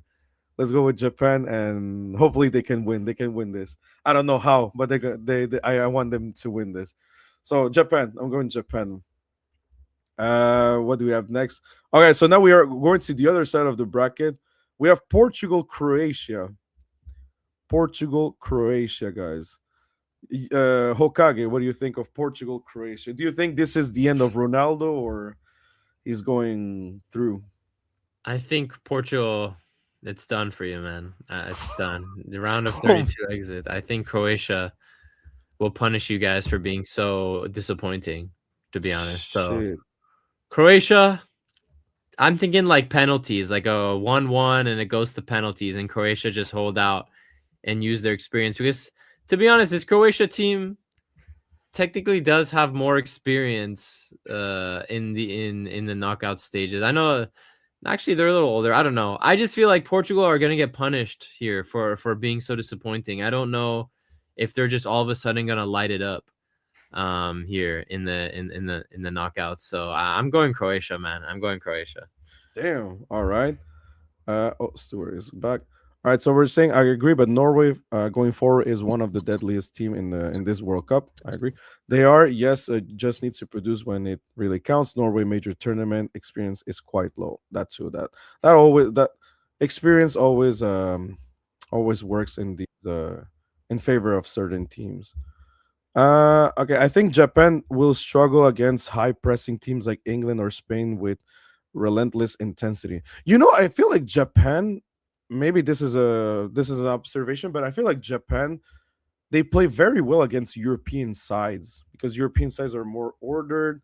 They advance in blocks, but South Americans or Africans sometimes they will break that line, and they will just sometimes I've seen like six forward sometimes, like they break that scheme. So I don't know. And anyway, I think like Japan has a record that they haven't lost to European sides like a while ago now. Like they have like 8 or 9 consecutive that they haven't lost with European sides. The last time they met Brazil, they won 3-2, but that was a friendlies, and it was in Japan.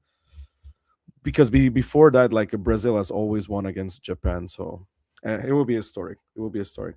Well, I'm just gonna go with the comments quickly. Algeria were not pissed off about losing; they were mad at the players for putting absolutely no intensity in the game and being so slow in the build-up. Yeah, I know, but there was 2 parts. The first one because, at least from my point of view, I haven't met someone from Algeria who's not a Cristiano Ronaldo fan. So that, first of all, Messi's putting you 3 goals. It sucks, but yeah, also the intensity, like they didn't play. it's like they didn't how you like they didn't put intensity to Argentina, so Argentina were so comfortable playing in the pitch. That was something I agree. Like it was bad from Algeria, but I do remember that a lot of Algerians were still telling me like we want to win that, and they were really pissed that they lost that because like they lost a game against Argentina. I'm like, bro, but I mean, how many countries can win against Argentina? Not a lot. So yeah. Anyway, like I said, that's the guys that I know. I'm not saying all Algerians; those are the guys that I know. Having an X factor in a team is key for a KO competition. Argentina has Messi, England has Bellingham, Spain has Yamal, but Japan and or even Morocco don't have one. Yeah, I think Japan they had some like Mitoma or Minamino, who was having a fantastic year with Monaco, and they don't have any of those guys. But at least what I like about Japan, it's always the team. You know, like it's a team. So yeah.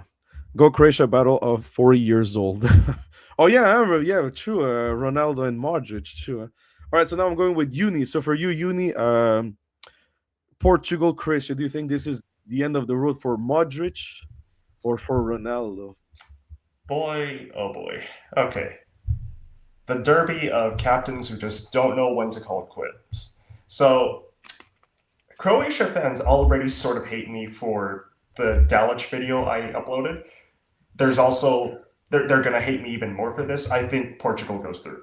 Like for as many problems as Portugal have in attack, I just don't believe in the Croatian defense. And Livakovic can only do so much. The midfield, Modric and Sucic have been good, but Portugal are just too stacked with talent. The midfield probably gets overrun. I mean, like, the main concern with Portugal is really just Ronaldo, and that's about it, I think. So I'm gonna say probably like Portugal wins 2-1. All right. What about you, Ali? I'll go with a extra time match with a victory of Portugal, but really tight, like 2-1. All right. 1-1 and 2-1 for Portugal. All right. I just wanted to say quickly, thank you, Stuart, for coming. He sent me a message. He is having phone problems, but thank you for always coming, man. And be sure to come for the next chat. It's okay if I like I said, we're gonna be the more the tournament goes, the more people we're gonna be, but the less smiles we're gonna have. But that's fine, man. That's the beauty of the tournament. So thank you, Stuart. If you're hearing me, thank you, man, for coming. Yeah, for me, it's just because it will be like if Brazil has a round of 32 exit, it looks bad. Portugal too, if they have a round of 32 exit, it looks terrible. I don't know, but because the thing is, like Croatia, many times we think they're not gonna do anything, and they surprise us, especially 2018, 2022. Fudge. I wasn't convinced of Croatia against Panama.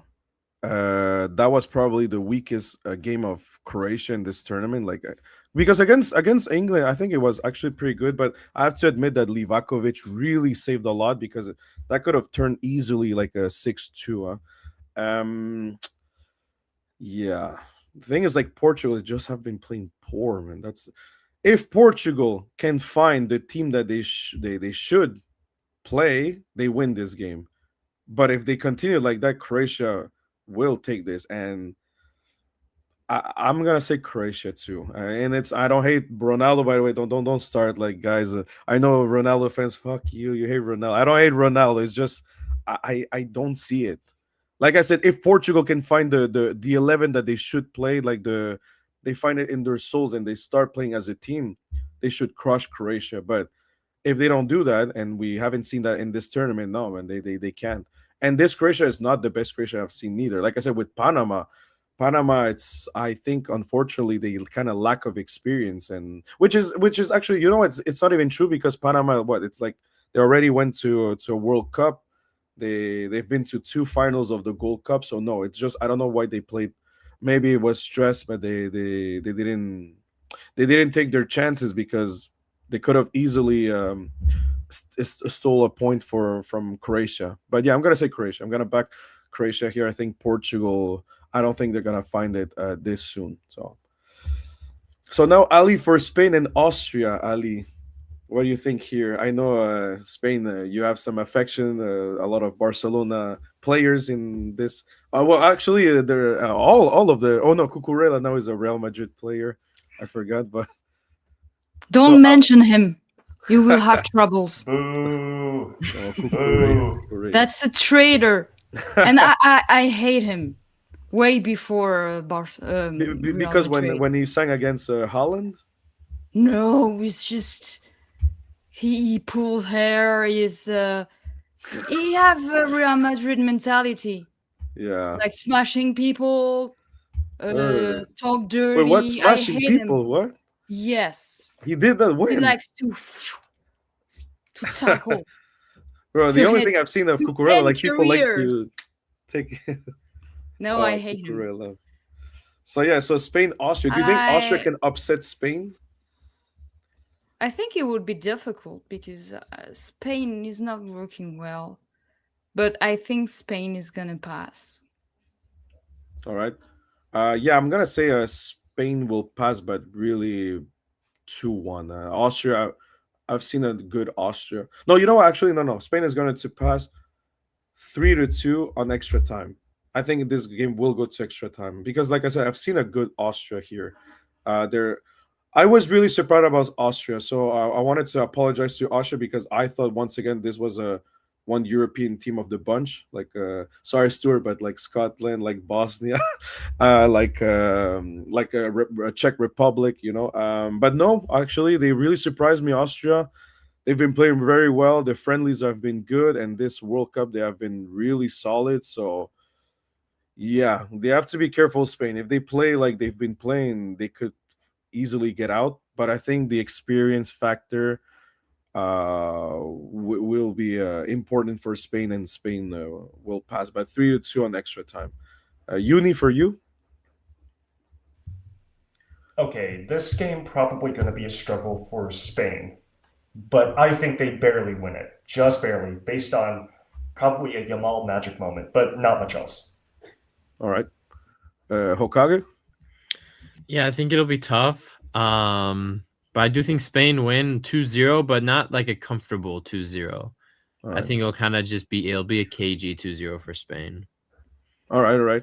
And Hokage for you, USA Bosnia Herzegovina, my rivals Bosnia. It's tough, dude. Like, I really hope the United States fans are not underestimating Bosnia because these guys are here for a reason. They knocked out Italy to get here. They got through their group. But I just feel like, I'm not taking too much stock into that USA-Turkey game. They didn't play their strongest team. Turkey were kind of just fighting for pride in that moment, in that game. So I think the United States will win with the home. It's kind of similar to Mexico, the U.S. home, just the home nation tax. I feel it. I think they'll get the win here. I'm thinking, I feel like a 2-1.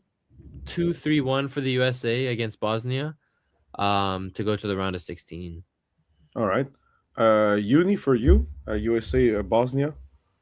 I'm actually going to take the opposite approach to Hokage here.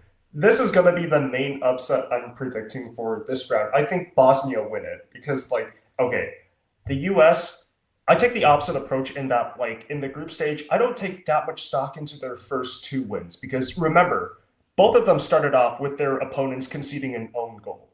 So it's when the US have to construct their own momentum, can they really do it? And then there's also the thing that went viral yesterday, the ABC reporter saying, I don't even know where Bosnia is on the map. All right. Oh my God. Congrats, USA. You just scored an own goal. No, is that really a thing? Really? That happened? I didn't know that. No. Yeah, you had to make They an are apology. terrible at geography.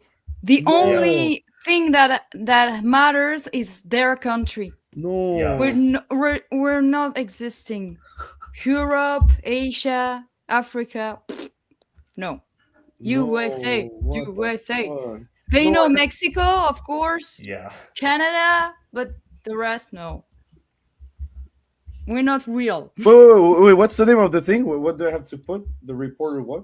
So the reporter basically went like, one thing about Bosnia, I can't even point them on the map. I haven't heard of this country. I don't want to hear anything about this country because USA are winning this. Yeah, okay. No. So based on my experience, Balkan countries usually don't take those slights to their pride well, so Bosnia just got the best motivation.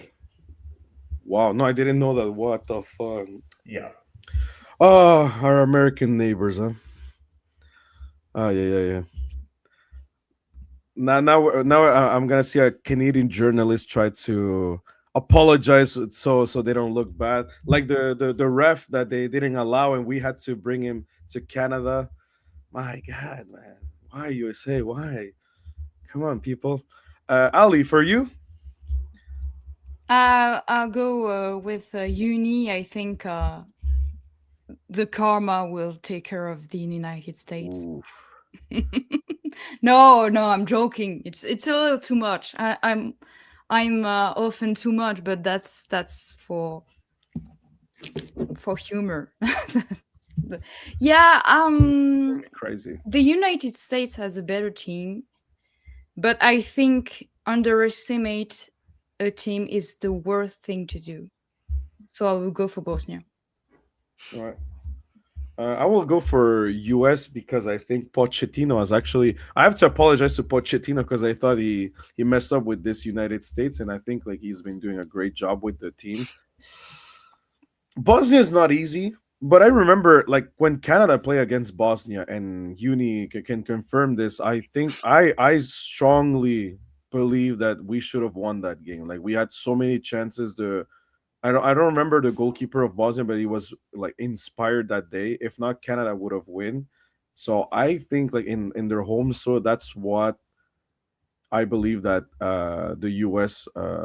That's why I believe the US can win. But yeah, now with this, I do agree that maybe it's gonna be a draw again, like they did with Canada, and go to extra time. But yeah, I think United States will win, and if they don't win properly, God will help them.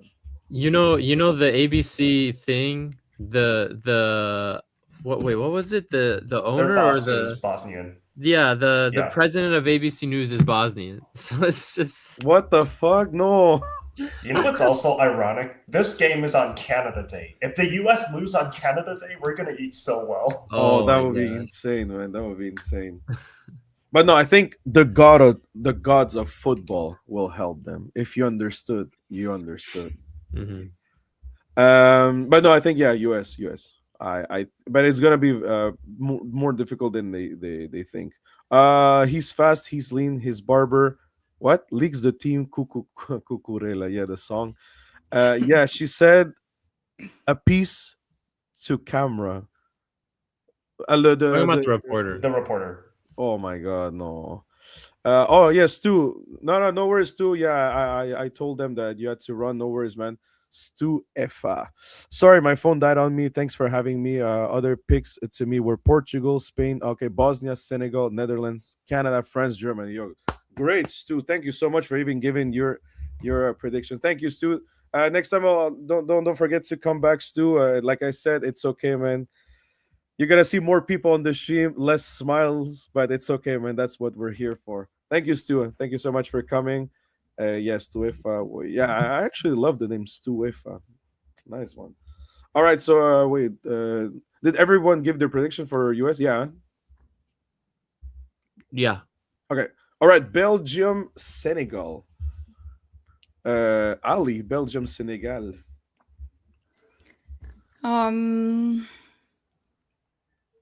Senegal. I'm gonna go Belgium Senegal. are weak, and I don't believe in Rudy Garcia. Rudy Garcia, yeah. Now I'm gonna go with hate him. Damn, In France, Ali, we have a lot of French people that really don't like him. Yeah, I can see that, Ali. There's a lot of friend coach you don't like. I can see that. Yeah, I'm gonna go with Belgium. No, sorry, Senegal too. Uni? Oh boy. Senegal, but barely, because okay, Rudy Garcia for one has not been the best with this Belgian side, but also Lukaku, whenever he's appeared in the in the knockouts of the World Cup, he's not the best. Like, it's like the minute he enters the knockouts, he forgets how to shoot. So I think that's going to really stifle the Belgian attack. You know what's funny? Like, did you guys know that Lukaku? I think it was Lautaro Martinez wedding, or anyway, Lukaku went with someone famous, and it was a Megan Thee Stallion. All right, Yeah, yeah. his date or whatever, or his girlfriend.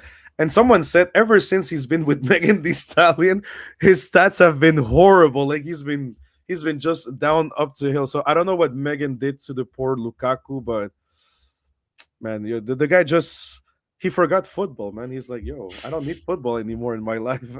But I don't know what happened, but it is true. Lukaku, yeah.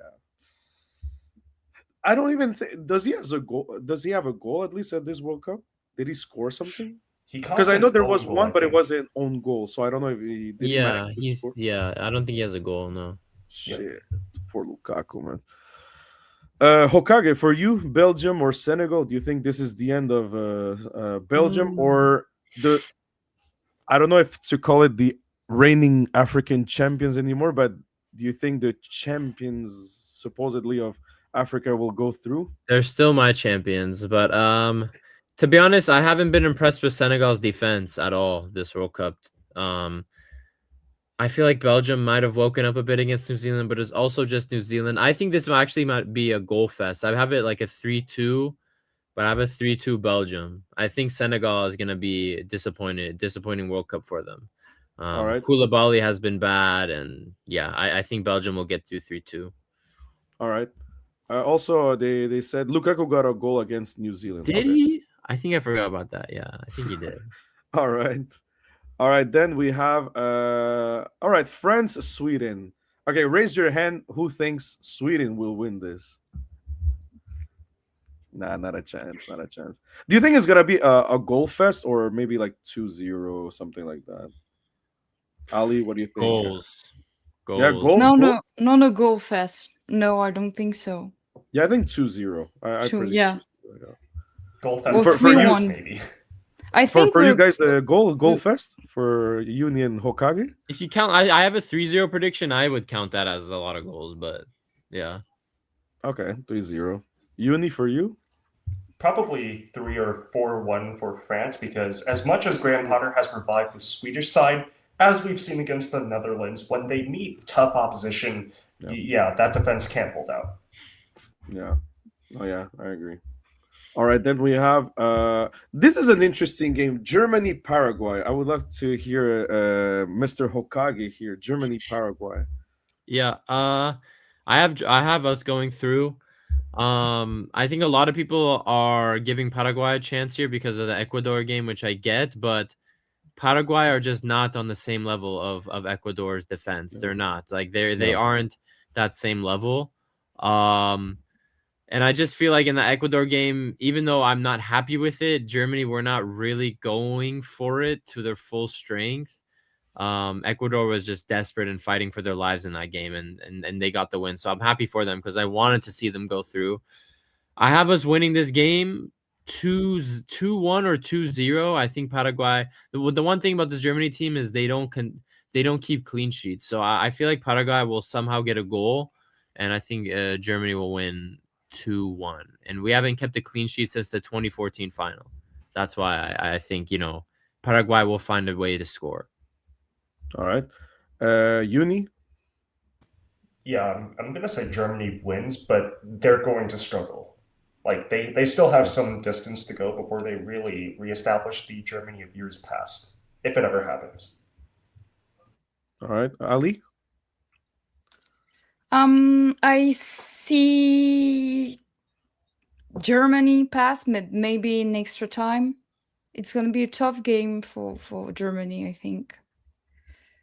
Yeah. I wouldn't want to have Paraguay to play, so I think Germany. It's not a real. It's not. It may seem simple for some people, but it's not. Germany is going to struggle, and I think every team would struggle against Paraguay. Yeah. I'm sorry, Jason. I really have to go. It's Heat Wave in France, and Yeah, my no worries, no worries. computer is gonna explode. Oh boy. All right, And no it's worries. like 34 degrees here. Yeah, And, us too. Here it's like now it's inside, humid. not outside. No, Inside. no, no. Well, I'm I'm so afraid sorry. I'm going to lose electricity because there's like a lot of thunders right now. But yeah, no worries. Oh, Thank you, Ali. okay. Take care. Thank you, Ali. I Take care. in Canada there's no for the match for the game. It's gonna be fine, or Oh did yeah, you yeah, talk about yeah, some yeah. other one? Because we're playing in Los Angeles now. Oh, okay, okay. Yeah. I'm sorry. We messed Yeah. up. We I messed didn't up. We know. messed up. Of course. We I'm messed up. really Yeah. sorry, but thank you so Oh no, much it's okay, Ali. Thank you for coming, having me. Ali. Thank you so And much. we're gonna wrap up soon because the game is starting soon. Thank you, Ali. Bye, everyone. Thank you so Bye. much. Bye. Bye. All right, so for me here, like Hokage, I think this will go two ways. For me, Paraguay, Paraguay is for me it's the definition in South America with Uruguay. Well, it used to be because now Uruguay no, but it used to be that's two teams that pure grinta, pure let's play our hearts out, and if we have let's break a leg because yeah, they play dirty sometimes. The thing with Paraguay, it's like oh my god. Sorry, my bad. My dad made some food. Oh my god, he made something like I think he made a spice sauce. Goddamn, like I could feel it in the air, man. Fuck. Ooh, damn. Mm. Oh man, my god. Okay, like I was saying, like so, I think Paraguay. One thing I don't like it's the coach mentality because I don't think he has the mentality of Paraguay football because the guy against Australia, they knew that if they draw, yeah, of course they're in, but they knew that if they win, they would they would not play against Germany. And the guy decided to put a line of five defenders. So the guy was comfortable with the draw. I'm like, bro, why would you go draw if you have the chance to win it? Like why would you that's for me is a weak mentality. I'm sorry, but that is at least Norway was or they were already qualified, but Paraguay, like even with 4 points, if two other teams would have get 4 points, Paraguay would be out today. So it's crazy to have that and so for me it's like it's gonna go either way. It's either Germany smash Paraguay and they destroy them like they did with the US, like no a team with no soul, nothing, or they're gonna play like Turkey they did, like they score a goal and they defend with everything they have, like with the Guaranis, ancient people that they were there. I don't know, but I think for me, honestly, I think it's gonna be. I think Germany will win it, like Cote d'Ivoire, probably like in the 88th minute, like 2-1. I think that's my result, but Germany will pass. Yeah. But I think it's not like I said. It either could be a very easy match, like Germany destroys Paraguay like 4-0. It really depends on what Alfaro wants to play here, but I'm not convinced with the coach. Like that like I said, for me that was a weak team mentality. Why would you do that? Like you could have avoided Germany. Like it was and they today if they would have done that, they would face Egypt. So it's a big difference play against Egypt and against Germany. So yeah, but yeah, for me, Germany passes. All right, so we have two last ones. So oh my god, Morocco and Netherlands, man. For me, this is the hardest to predict. Morocco, Netherlands could go either way. For you, Hokage, what do you think here? Morocco, Netherlands. It's an interesting one because there's a lot of Moroccans that live in the Netherlands. So the thing is, I'm actually pretty high on this Dutch team. I think attacking wise, they're still trying to figure it out. Although they're scoring a lot of goals, Gakpo keeps showing up in these international tournaments. I feel like with Brobbey, they found their guy, Crescencio Somerville. So their attack is much stronger than I thought it was going to be this World Cup. And then their midfield and defense, just very tough. Gravenberch, De Jong in the midfield. And then you have Van Dijk and all the Van Heck and Dumfries and all those guys in the back, Mickey van de Ven. But then you have Morocco, man. Ismail Saibari keeps scoring for them. Hey, new Bayern Munich player, huh? Yeah, new Bayern player. Very happy about that. They got their fullbacks Mazraoui and Hakimi playing excellent. I just think the Dutch will get this one done. It's going to be a very close game. I think Orange will win 2-1 here against Morocco. And unfortunately for Morocco, man, they're going out in the round of 32, which is unfortunate because I feel like this is not a round of 32 team. They are a quarterfinals kind of team. So either one of these teams, much like Japan versus Brazil, it's unfortunate one of them has to leave the tournament early this week. But I think it's going to be Morocco leaving 2-1 Netherlands. Yeah, so for me, like at first I would have said Morocco. My problem with Morocco is like I noticed they don't have too much bench. Like they have like maybe 15 good players, and the rest they're very average too, maybe not that great. And also like Morocco, that's why Morocco they do a very good first half, and the second half I don't know what's going on, but they're like kind of chilling. You know, it's not the same intensity as the first half they always play. At least the 3 games that I've seen, and for Netherlands, I think they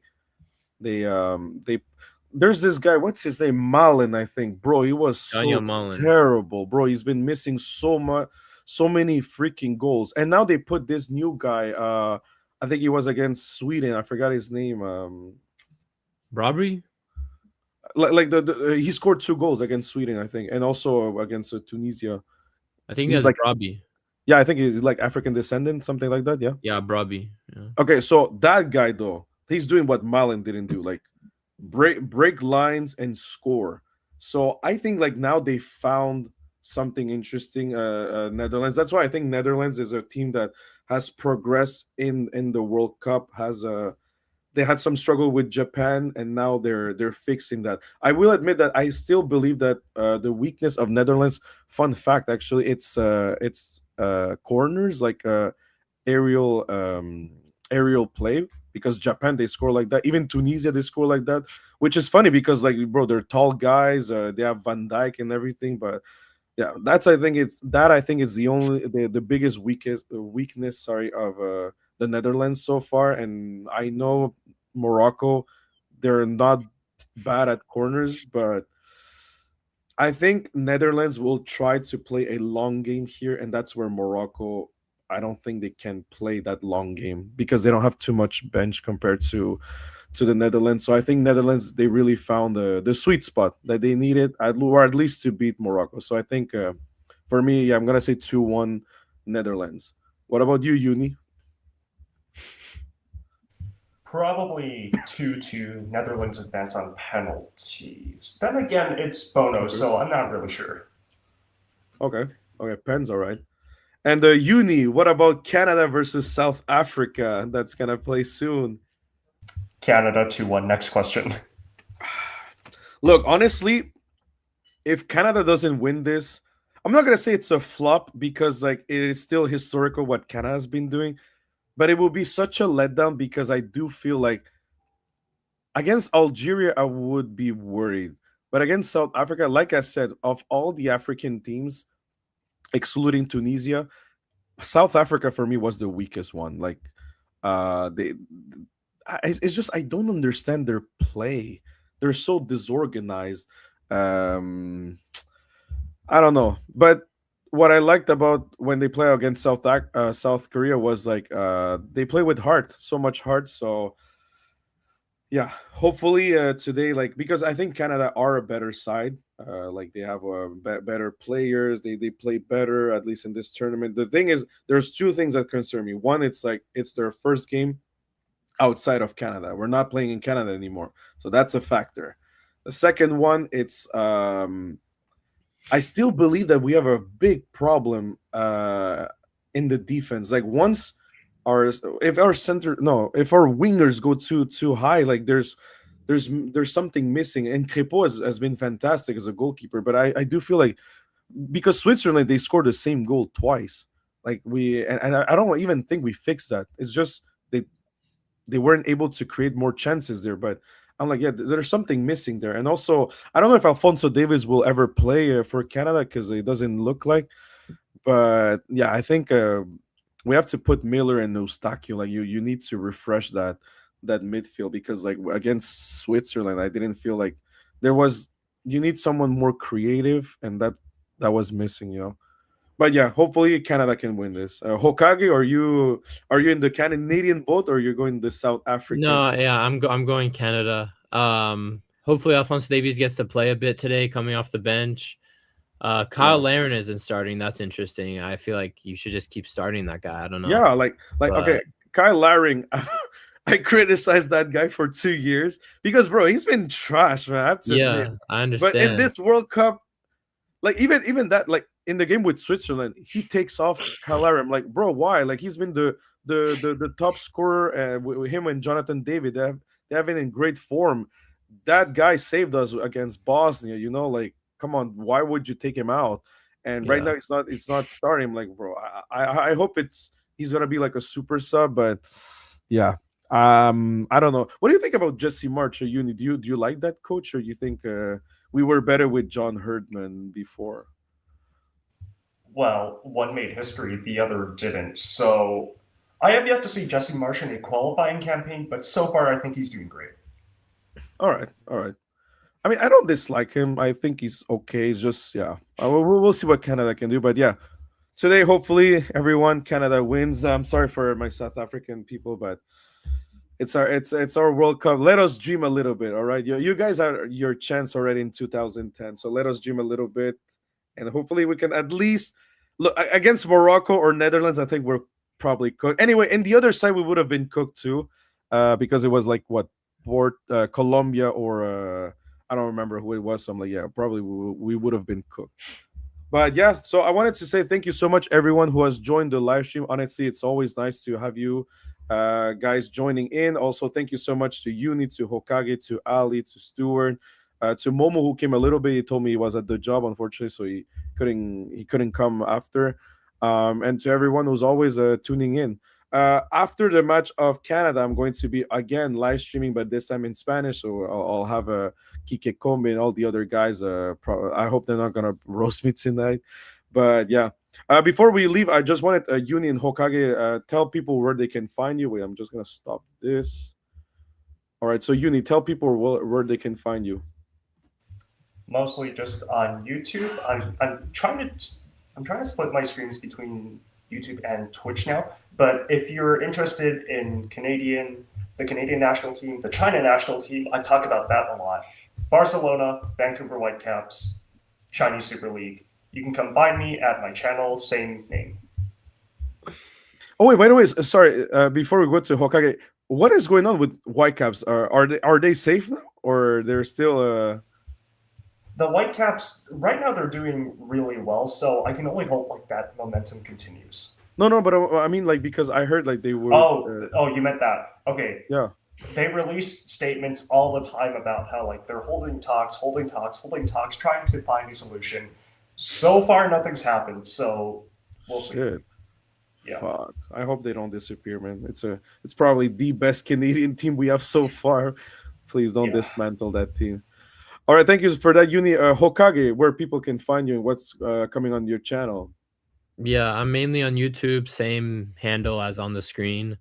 I mainly talk about Bayern during the club season, and when international period rolls around, I cover the AFC, I cover the Euros, I cover all the international tournaments. So I'm mainly talking about Bayern and the international stuff there. So if you're interested in that, tap into my YouTube and subscribe and watch my videos. But yeah. Thank you so much for that. So, by the way, you guys, you can find me at Jason Entertainment on X. Yes, I'm on X now. I'm mainly on X because of this man here. I'm mainly on X for this man, for Hokage, because I'm like, I can't I'm on reach X. him. I forgot. I'm on X too, but I don't recommend following my Twitter account. I literally just splurge all my thoughts on there. So it's nothing of value. No value there. So yeah. I'm on X, but I don't really post nothing really on X. So, like, I used to post some videos, but bro, like, there's like 2 people watching. I'm like, fuck this. But yeah, no. So you can follow me on X, on Instagram, and on YouTube. So right now, because of the World Cup, I'm not really posting too many things about movies and animes. But once the World Cup is done, I'm going to post that. I have 40 minutes left of editing for the video that me and Hokage we did for FIFA prediction. It's so freaking long, but my computer is so slow that it takes a lot of time. But it's gonna be pretty because it's funny as fuck. Now that I think of it, like we said so many things that we could get canceled. But it was hot takes, but it was really fun. But yeah, sorry for that, everyone. I'm going to post it as soon as I can. Hopefully, what are we today? We're Sunday. Hopefully this Tuesday it can be finally posted. I know it's a bit late, but look, it's better late than never. And also, I just didn't want to give you a crappy video, so I'm doing my best. And once that is done, you'll see I can put more shorts because now my computer is a bit old, so I can just edit one video at a time. So I can do nothing else. So that's why I want to finish with that. I'm like, I need to finish this video. If not, it's gonna curse me. Like I can't do squat. So yeah. So thank you for everyone for once again joining. Don't forget to like this video. Don't forget to subscribe. Go subscribe to Uni, to Hokage Puya, and we'll see you in the next debate, everyone. Take care, everyone, and I'll see you soon. And go Canada. Let's go Canada.